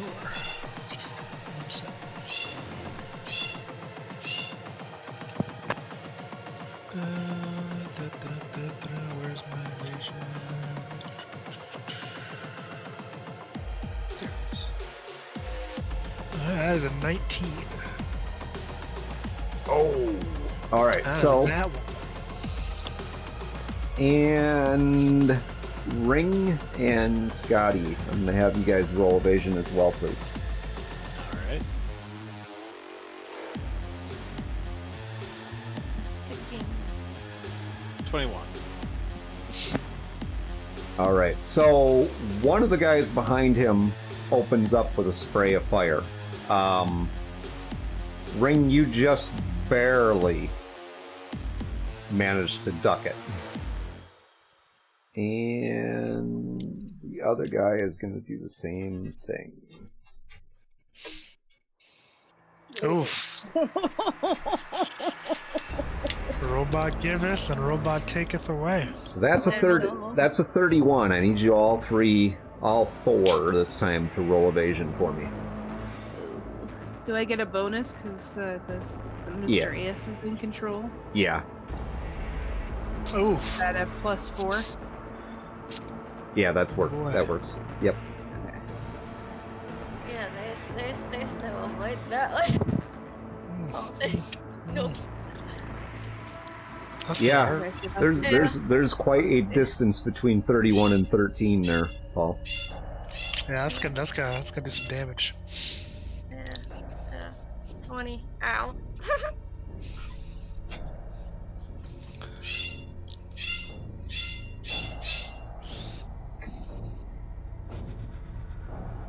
So let's see. Oh, that's gonna do some big damage. Well, not really. These aren't necessarily super powerful weapons, but you three are each going to take 18 damage. 18. 18. Alright, Or- well, that's not too terrible. All four of you are going to take 18 damage. And I need you to roll cool again for me, Paradox.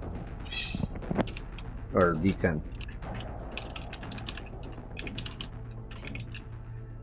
Uh-oh. Okay.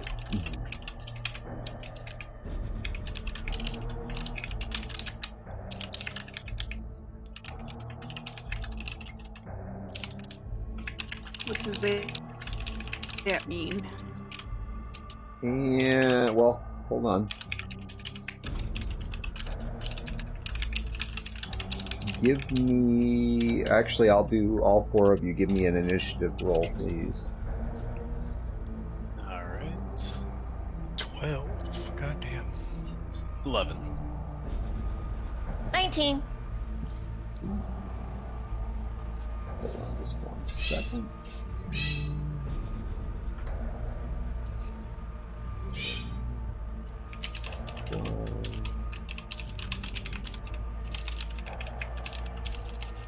And I just need an initiative from you as well, Paradox.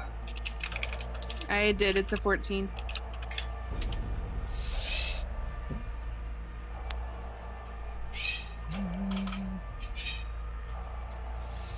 Alright. So, Ring, you get to react first. She's gonna open up with auto fire towards the one with the baseball bat. Alright, roll. 20.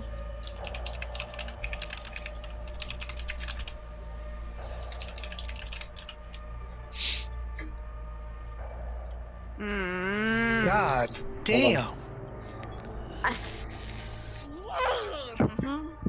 Sir, I'm going to ask you to stop with the nat 10s. And it's begun again. All 3 of them get missed. What the unholy... Fucking loaded dice. Alright. Loaded dice. So, at that, is that all you're going to do is just open up with auto fire on them? And then she's going... She realizes it doesn't hit. She's going to try to find cover. It's fucking loaded dice, man. Pray That's all I and gotta pray. say. Okay, so you're going to move away. Yes. She's going to be like, fuck this shit. Alright. So, Paradox, here's the unique piece to this. I can do this turn if you want, or you can do this turn. You have that same +4 to whatever you're doing right now. Okay. Sebastian's... I'm assuming cover is blown. No, you maintain your cover. And obviously, when you're hit by that, I mean, the facade drops for a moment, and you can see it dawn in the bat guy's eyes, because he would see you for like a split second. Right. And since Sebastian is in control, I mean, his immediate reaction is to eliminate the threat. Right. So at this point, it's essentially it kicks into combat mode for you. So the familiar scene, although no one sees it, the eyes roll back in your head, and you become the machine. All right. Well, you know what? Go ahead and do this turn. Okay. Yeah. So you okay, when the auto fire goes off, I mean, right now it's exchange of fire. Two of these guys who just auto fired on you, all 4 of you were hit by the second one. Ring responds by letting off a burst, which doesn't hit anything. And it's almost like there's a flash. You see Paradox for a moment from where she was, which was back by you, and the next second, first what you see is these blades just appear all out of thin air. These blades appear, and then she shimmers into your vision right in front of the guy with the bat. And she is going to slice and dice him. So I'm going to have you roll for this, Paradox. But go ahead and make 2 attacks with your Wolvers on this guy. Add a +4.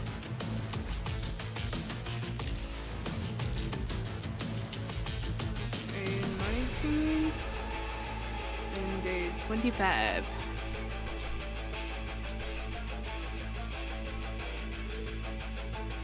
Okay, the 19 misses.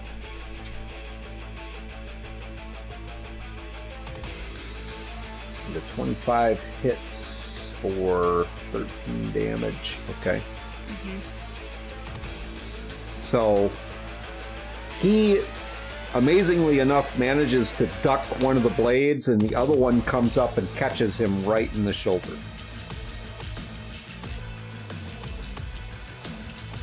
And with that, Paul, you're up. Paul's going for the dude with the bat.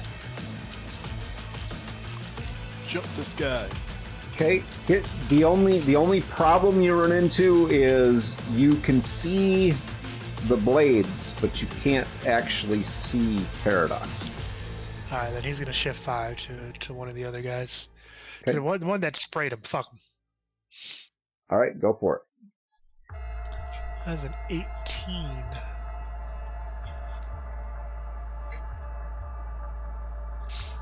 Against Nope. a 23. I'm not gonna hit, unfortunately. Alright, he's gonna take some cover after that one. Okay. And Scotty. Yeah, after Paul had taken a shot at that guy that sprayed everyone, Scotty's gonna put the pressure on this guy as well. So he's gonna charge at that guy with the electrobat and take a swing. Okay. And that is a 20 for 16 damage.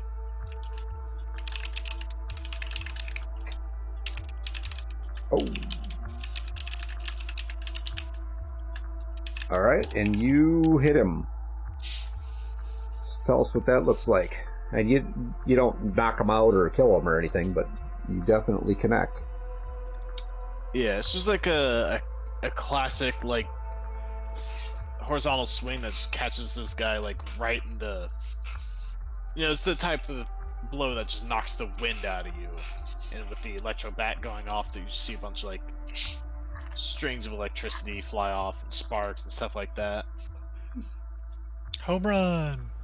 His bat needs to like make sound effects and shit. That's all I'm saying. I mean, there definitely would be some sound effects going with it. All right. And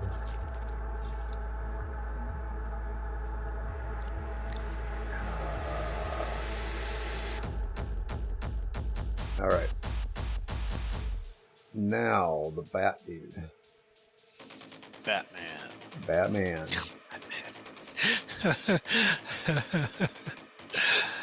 The And fucking Batman. he is gonna try and hit you, Paradox, and have you roll evasion at a +4, please.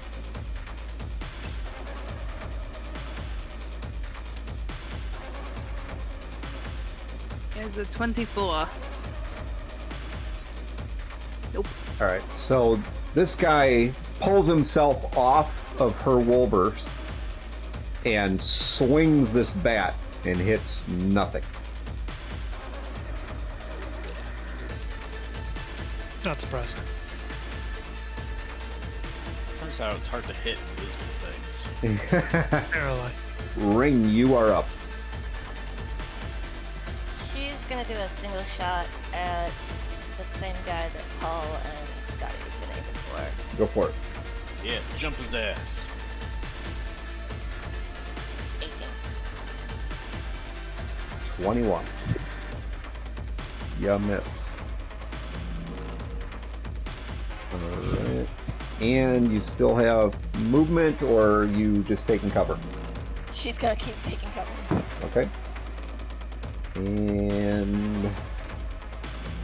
So the other one is actually, he pulls out a mono blade and moves up on you, Ring. This guy literally like comes up past your cover to attack you with this mono blade. So I'm gonna have you roll evasion against a 17. 21. All right. There we go. Nice. I just clapped with my crocheting. Paradox. Paradox is gonna say to Mr. S in her mind and say, you know, if you didn't have the blades out, they really couldn't see you then. Okay, so oddly enough, the blades they retract. So can't see her. And she's going to suggest that you try, and I don't know, I've never done this before, try and sneak up on one of them and break their neck.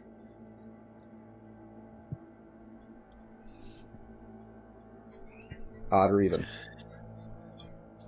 Even, Steven. Excuse me. Damn it. The curse persists. Damn you, Scotty. Why'd you fucking take the jacket? Okay. He gave it back. Should So- have been lifted by now. Paradox. You get the sense that there's more of a struggle going on here. And you just freeze for a moment. So you basically have no action, no movement this turn. Nah. Okay. And okay, so the other dude, the one that you just shot at, Paul, and Scotty ran up to attack, is gonna open fire again.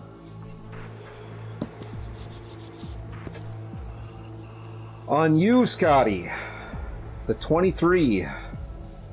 Alright. And I got an 18, so that's a hit. That could be a nasty hit. Uh-oh. You don't know that. Maybe they roll Low all numbers, low numbers, low numbers, low numbers. Okay, almost. All right, buddy. You take 21 damage. Alright.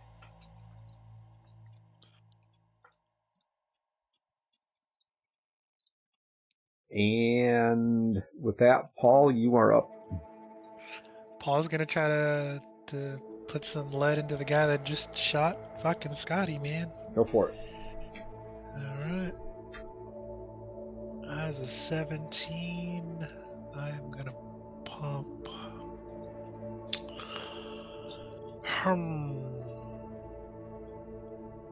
gonna drop 3 luck to put that to a 20. Okay. Never mind. Did fucking burn luck for no goddamn reason. Yeah, 25 plus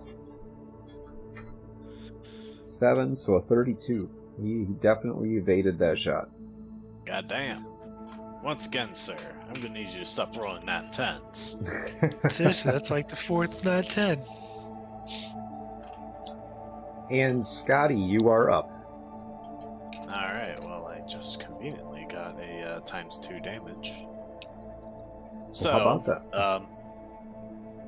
So yeah, Scotty kind of like bracing himself from the spray of bullets from the guy he was just fighting. And, comes back at him for another swing of the bat. So, let's see, where is it? Right here? That is a 21.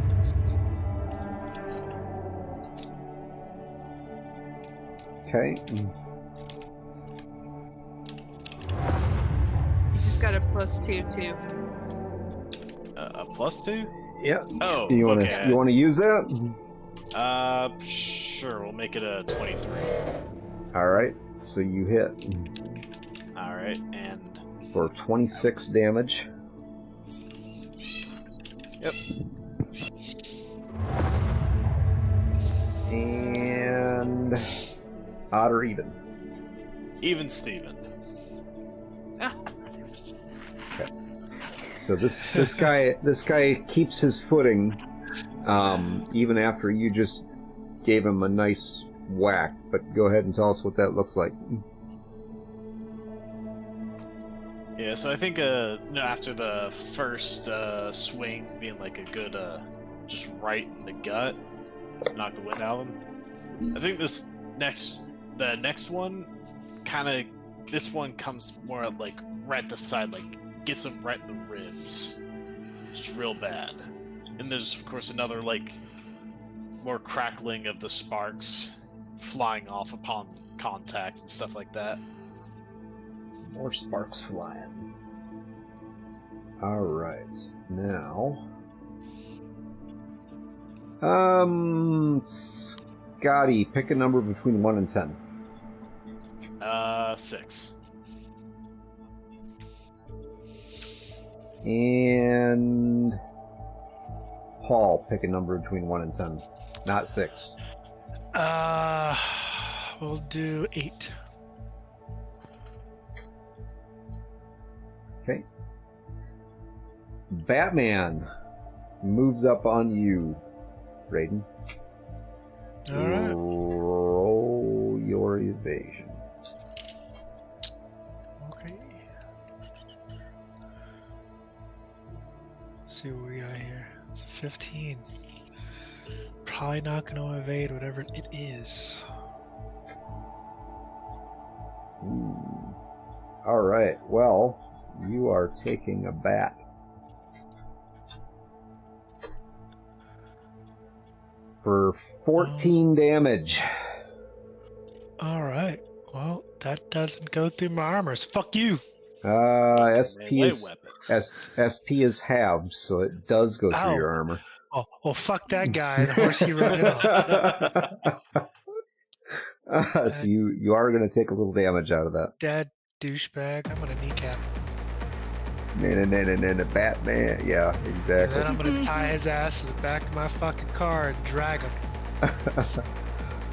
All right, Ring, you are up. She is going to auto fire on the guy that's like right there near her. Okay, go for it. You have a +2. 15.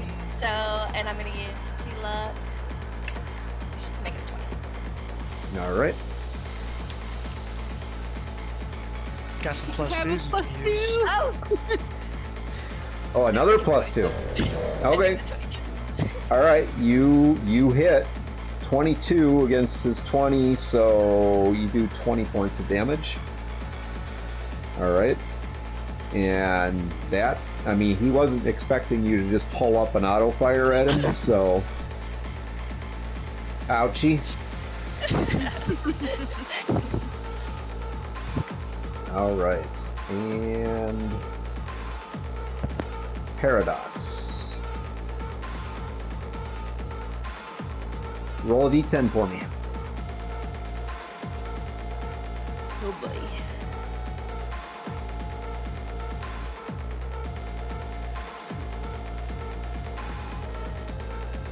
All right.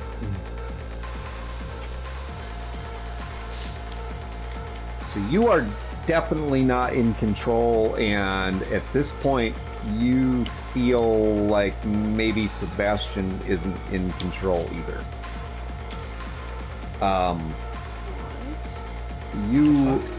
You see the bat dude swings at you. You move away very stealthily. You move away. And then he goes after Paul, and this disembodied thing, you can see through your own eyes, and you watch. You know what I mean? You can feel what's going on, You just have no control over what's happening. Paul, this guy comes up and whacks you with this bat, and of course you're pissed off and thinking about all the bad things you're going to do. Yep. And he stiffens, like surprise in his eyes, and he stiffens as you see the tip of a blade come through the front of his throat.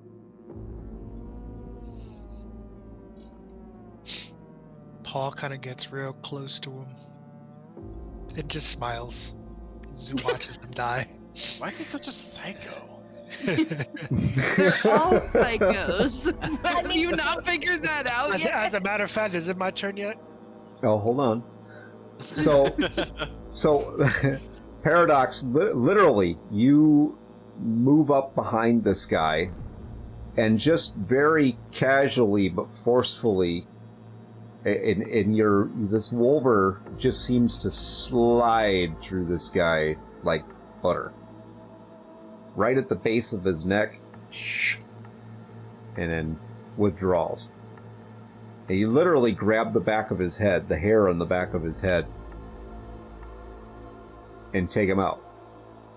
Not quite what you envisioned, but apparently that was how it was interpreted. Paradox in her mind goes, Mr. S, was that you? Did you do that? No response. Raiden, you're up. Oh no. Is the guy dead? I would assume so. He's gurgling right now. I mean, he's not dead, but he's definitely struggling to try and breathe. Paul puts the barrel of his shotgun. As a matter of fact, he just jams that shit through this guy's teeth. Pulls the Okay. trigger. All right. Overkill the guy. Or maybe he Double tap. manages Double to tap. evade it. So that's that guy down. Double tap. Scotty, roll evasion for me. Alright. A 19. Against a 23. Did you have any bonuses? Sure, Not I enough. gave plenty of people bonuses. You don't I have think I enough? used it for that last The other one. attack? Or did I get another? I think you got another. I only see one, and I think I already used that. Okay. Oh, whoops. 3. Okay, so this guy lets off another burst at you, and it hits you for 6 points of damage. And that just bounces off Scotty's armor. It's fucking tickled. If that. And you're up, sir. Scotty not getting. I mean, I'm sure it's enough force to where it kind of like stings, because obviously it's bullets. But it's not really piercing his armor, so Scotty's gonna use that opportunity to just go right at him. So he's gonna take another swing. That's a 24 for 13 damage. Okay.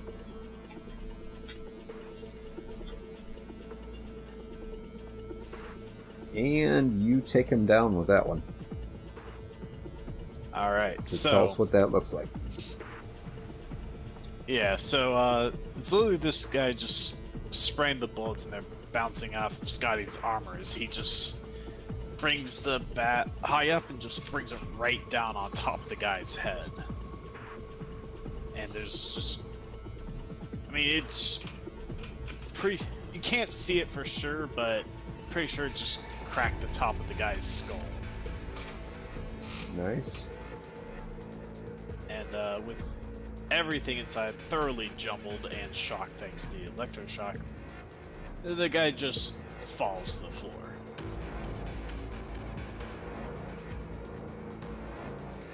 And Ring, this gentleman with the monoblade, is gonna take a stab at slicing you up. Ha ha ha, take a stab. Ha ha. But stabbing and slicing are different things. Okay. Is he gonna piss her off? Jesus Christ. The jokes. The jokes. All right, so this weapon, as he actually swings the weapon, it's you can tell that it's a blade, but the where the sharp edge of the blade would be is just this white light, like a searing white light. And when it strikes you, it like slices your armor, and it burns. It just has this, like you just stuck or like somebody took a red hot frying pan and stuck it against your skin. And you take 17 points of damage, since that is a melee weapon, so your SP is halved. Ouch. That's...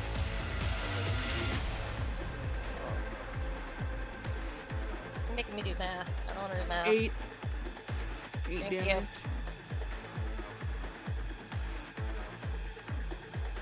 And you are up, ma'am. She's gonna turn around and try to single shot this guy. Okay.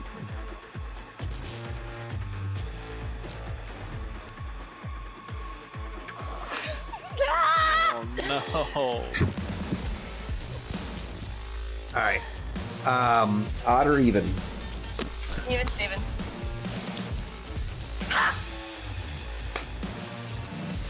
There's Alright. an even. So, tell us what just happened there. You did not jam your gun, by the way. I would imagine she's still freaking. Well, I'm sorry, she's pissed because he hit her. In pain because he hit her. And yeah, she just lets a shot off towards him. Like she's misfocused because of. Get away from me! Yeah, pretty much. Okay.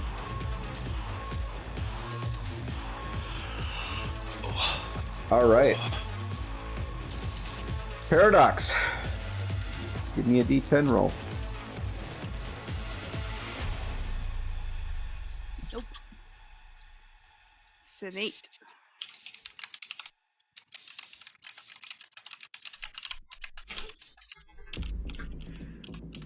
Okay, I am going to have you roll a brawling attack at +4. It's an 18. Do you have anything to add to that? I think I have a +2. Do you want to use it?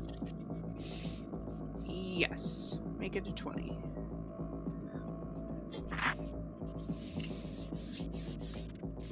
Damn. I don't even know what that's for, but okay. What's with the tens, my man? Like, what are you doing here? All right, so this guy swipes you. You fire off your weapon to try to back him off. He's just got a big grin on his face as he keeps coming towards you, and suddenly he stops. Ring. And it's like something stopped him, like physically grabbed him. And he manages to shrug his way free of the grab. And you, for a second there, you see a naked Paradox who is trying to grapple with this guy. She's just gonna kind of shrug and shake her head.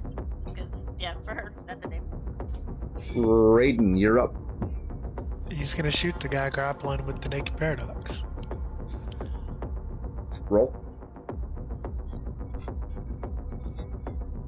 That is a fucking 30. Oh. Now the nat 10s are on our side. So somebody drop me a ×2 multiplier. All right. Wow. So, Crackshot over here squeezes off a blast at the guy wrestling with Paradox, and manages to hit him. Yeah, we're gonna do that ×2, so it's gonna be 36 points of damage. All right. So you hit him pretty good. Odd or even? Even Steven. Wow, you actually you knock him down. He's off balance anyway, brawling with Paradox, and your shot blasts him off his feet, essentially. Scotty. Yeah, I guess Monoblade guy's the only guy left, so we're all jumping this guy. This guy charges and goes for a swing. Go Gonna for it. fucking run his pockets. That is a 20 for 14 damage. And he actually manages to block your shot. Damn. Paradox. Okay, so here's the thing. He blocks your shot with his monoblade. What is your bat? Is a steel bat, electrified steel bat? Yeah. Roll odd or even. Or actually, you know what? No, I'm gonna have you roll percentile dice. Just roll 100. D100. Okay. D100. 98. Ooh. It's either good or bad. He fixing to blow us all up. Scotty, you have damaged your bat. Oh. You swing at him, and he uses that monoblade to deflect your bat. I'm taking that monoblade when we're done with this guy.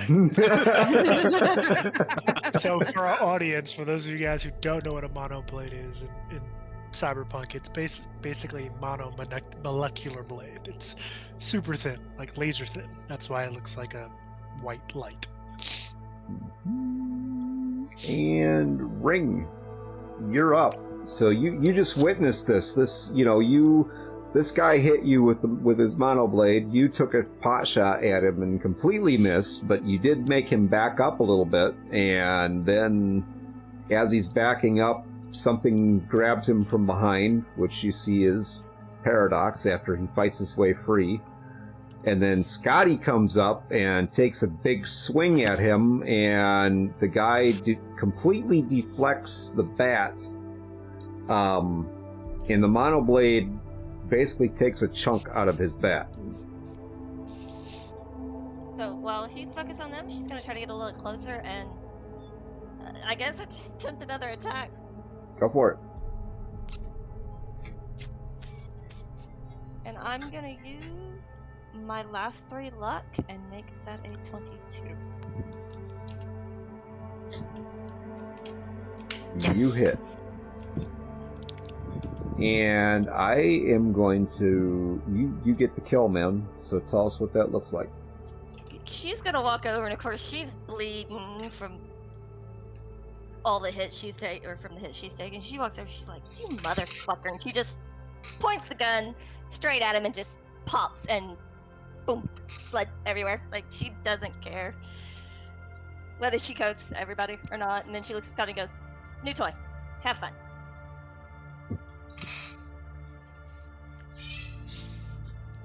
All right. Go ahead.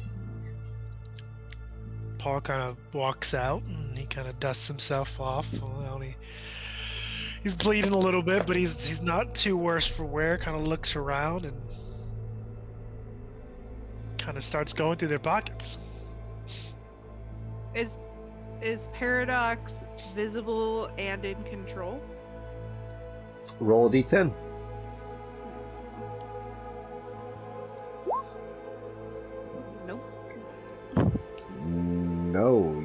invisible and not in control. Yeah. Okay. Ringo kind of looking at Paradox. I think you can come out at this point. It's over.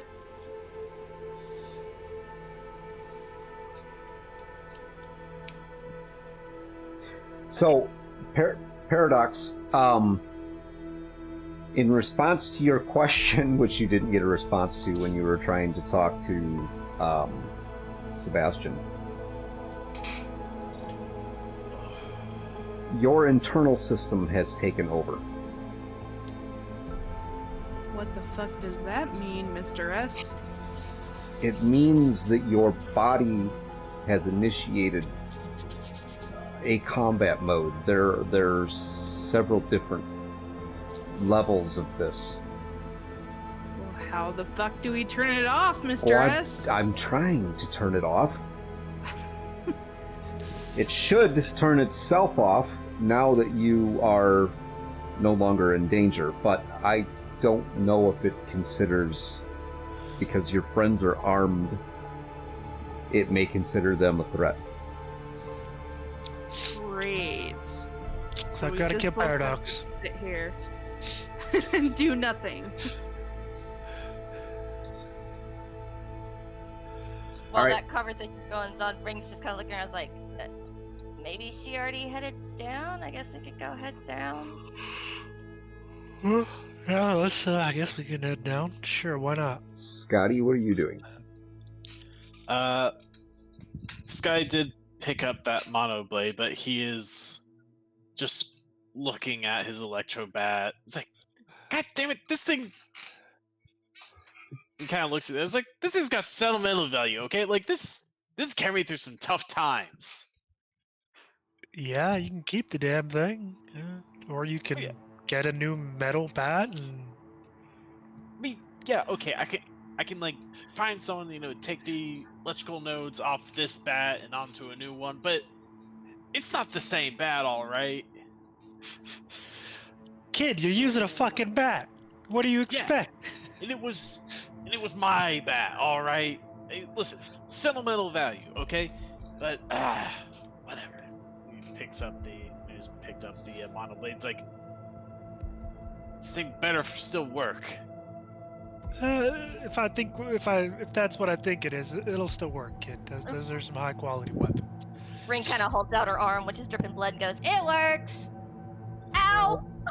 Get you guys downstairs and patched up. Actually, Ring, that slice from that blade is actually cauterized. It's not. You're not bleeding from that attack. But still, ow! Gonna have new scars. It's like a lightsaber. Yeah, they're not really somewhat, yeah. Kind of like a lightsaber adjacent. There's different kinds of monoblades. That's the thing I'll tell you about that. And some of them are exactly that. They are designed to be just a super sharp blade. But what the biggest thing, the mono piece to it is the blade actually vibrates. So when you're using it, the blade itself actually vibrates at a very high frequency. And that's what allows it to do what it does. It's super thin, yes. They're usually made out of a crystalline material. And they literally will slice through steel.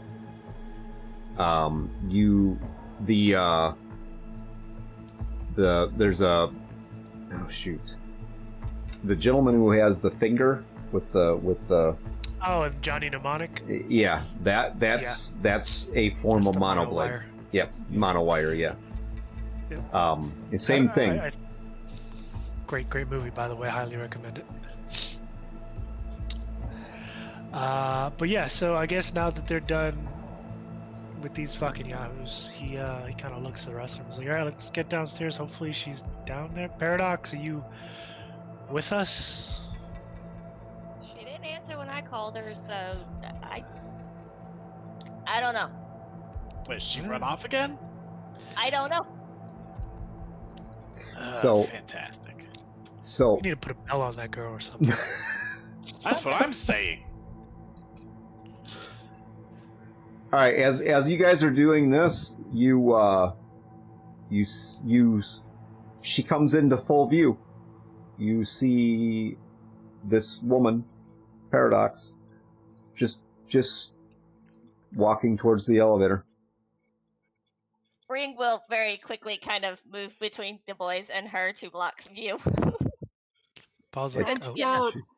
Trench coat. She's just walking like there's not a care in the world. It makes no difference at all. okay. Paradox, put the damn clothes on. Paul follows them to the elevator and punches in the code and waits for the elevator. Roll me a d10, Paradox.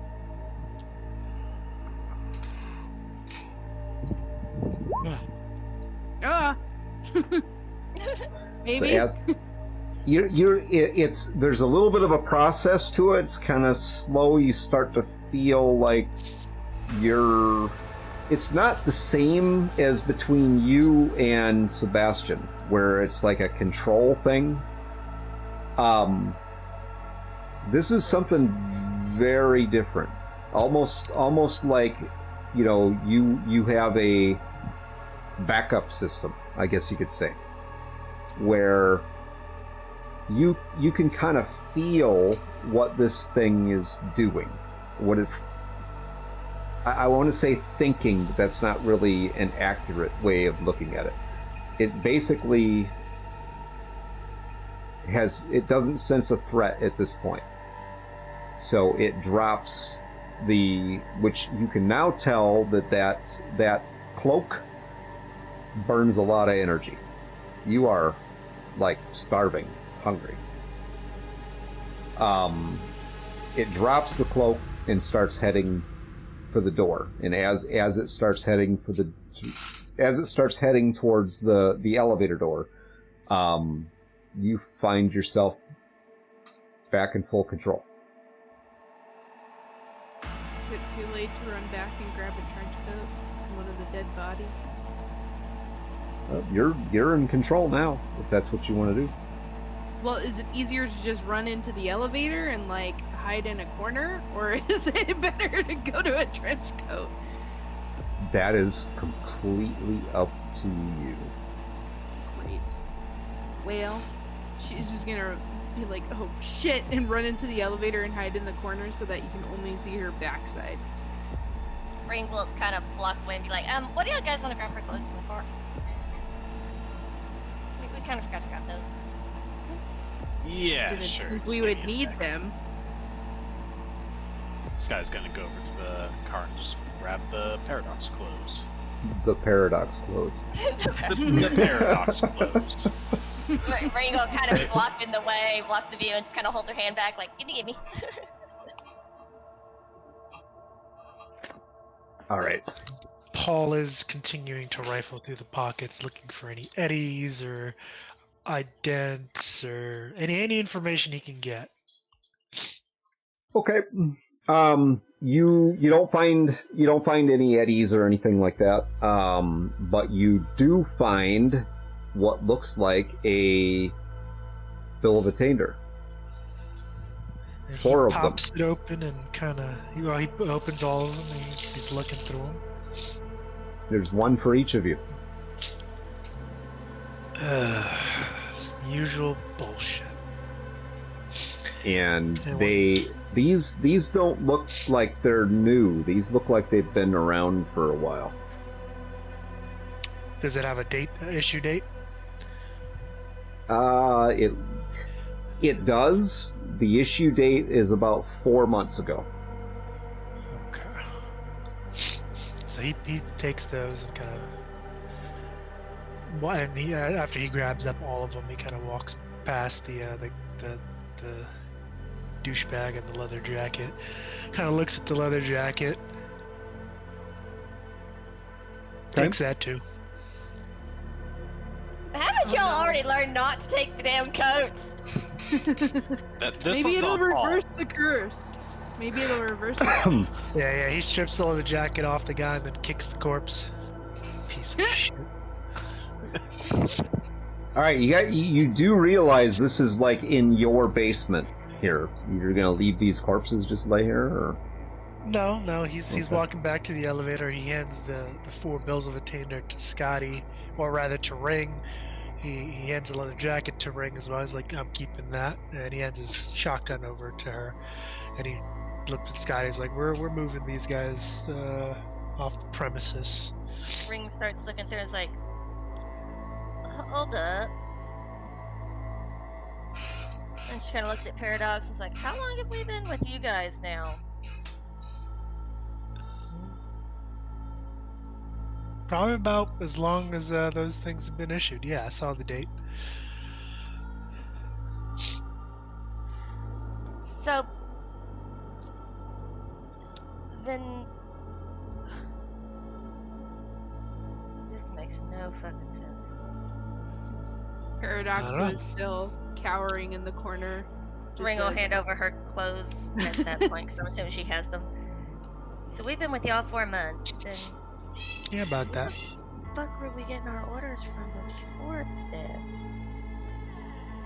Paradox, in a moment of lucidity, says, pretty sure it was the BOR, and then Mr. S kind of stole us, I would imagine, as she's putting on her clothes. Yeah. Yeah, I'm gonna have to ask him about that. But Scotty, let's get these bodies tucked away somewhere. Sure. Plenty of back alleys around here. Yep. All right. I think we're going to leave that off right there for next week. So, interesting episode. Things ended up a little bit all over the place, but you did find out some things which may or may not be true. I just throw that in there because there's some of the information you got might not be factual. Never know. Yeah. Who do you trust at this point? That's the question, right? That's a really big question.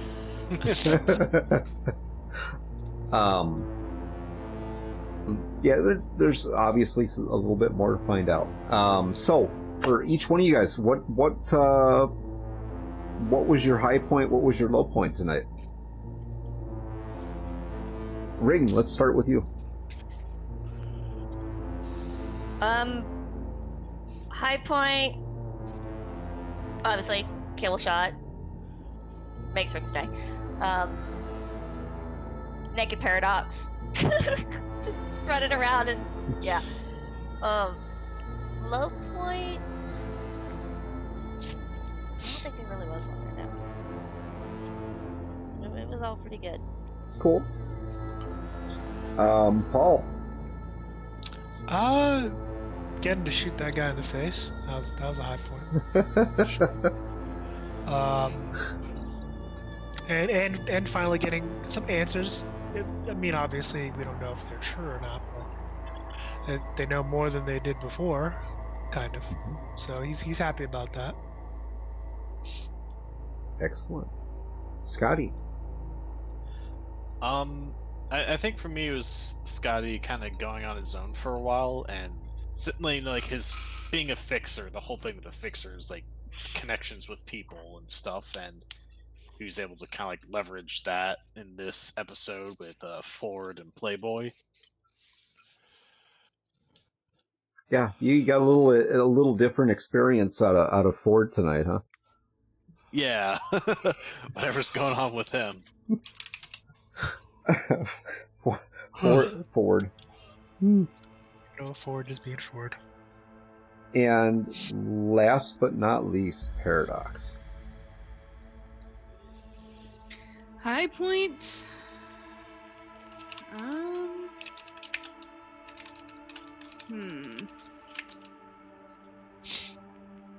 Probably just the back and forth bickering between Paradox and Mr. S.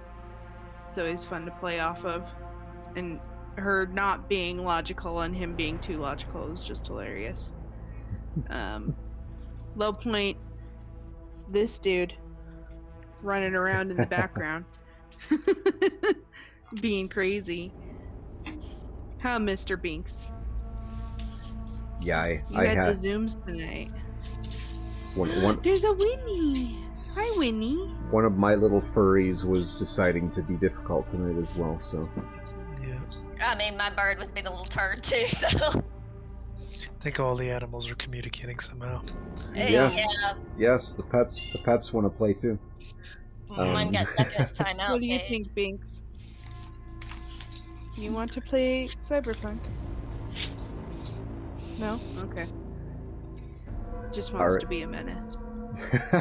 As usual. He's a cat. I mean, what? I mean, That's all they do is they're just a pain in the ass. Yeah, So it's a good dogs thing are they're better. cute. Oh, okay. I said what I said. Dogs are better. that was my dog's issue earlier. That's when we first started getting going here. He decided to corner one of the cats and sit there and bark at the cat. It's like, what are you doing? Cat probably wasn't having none of that shit. Yes. But yeah.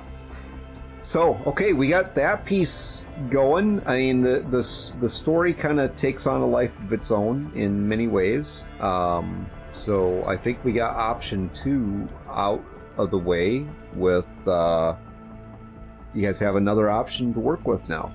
The BOR doesn't seem like a very viable one at this point. It seems like everybody's kind of against that idea.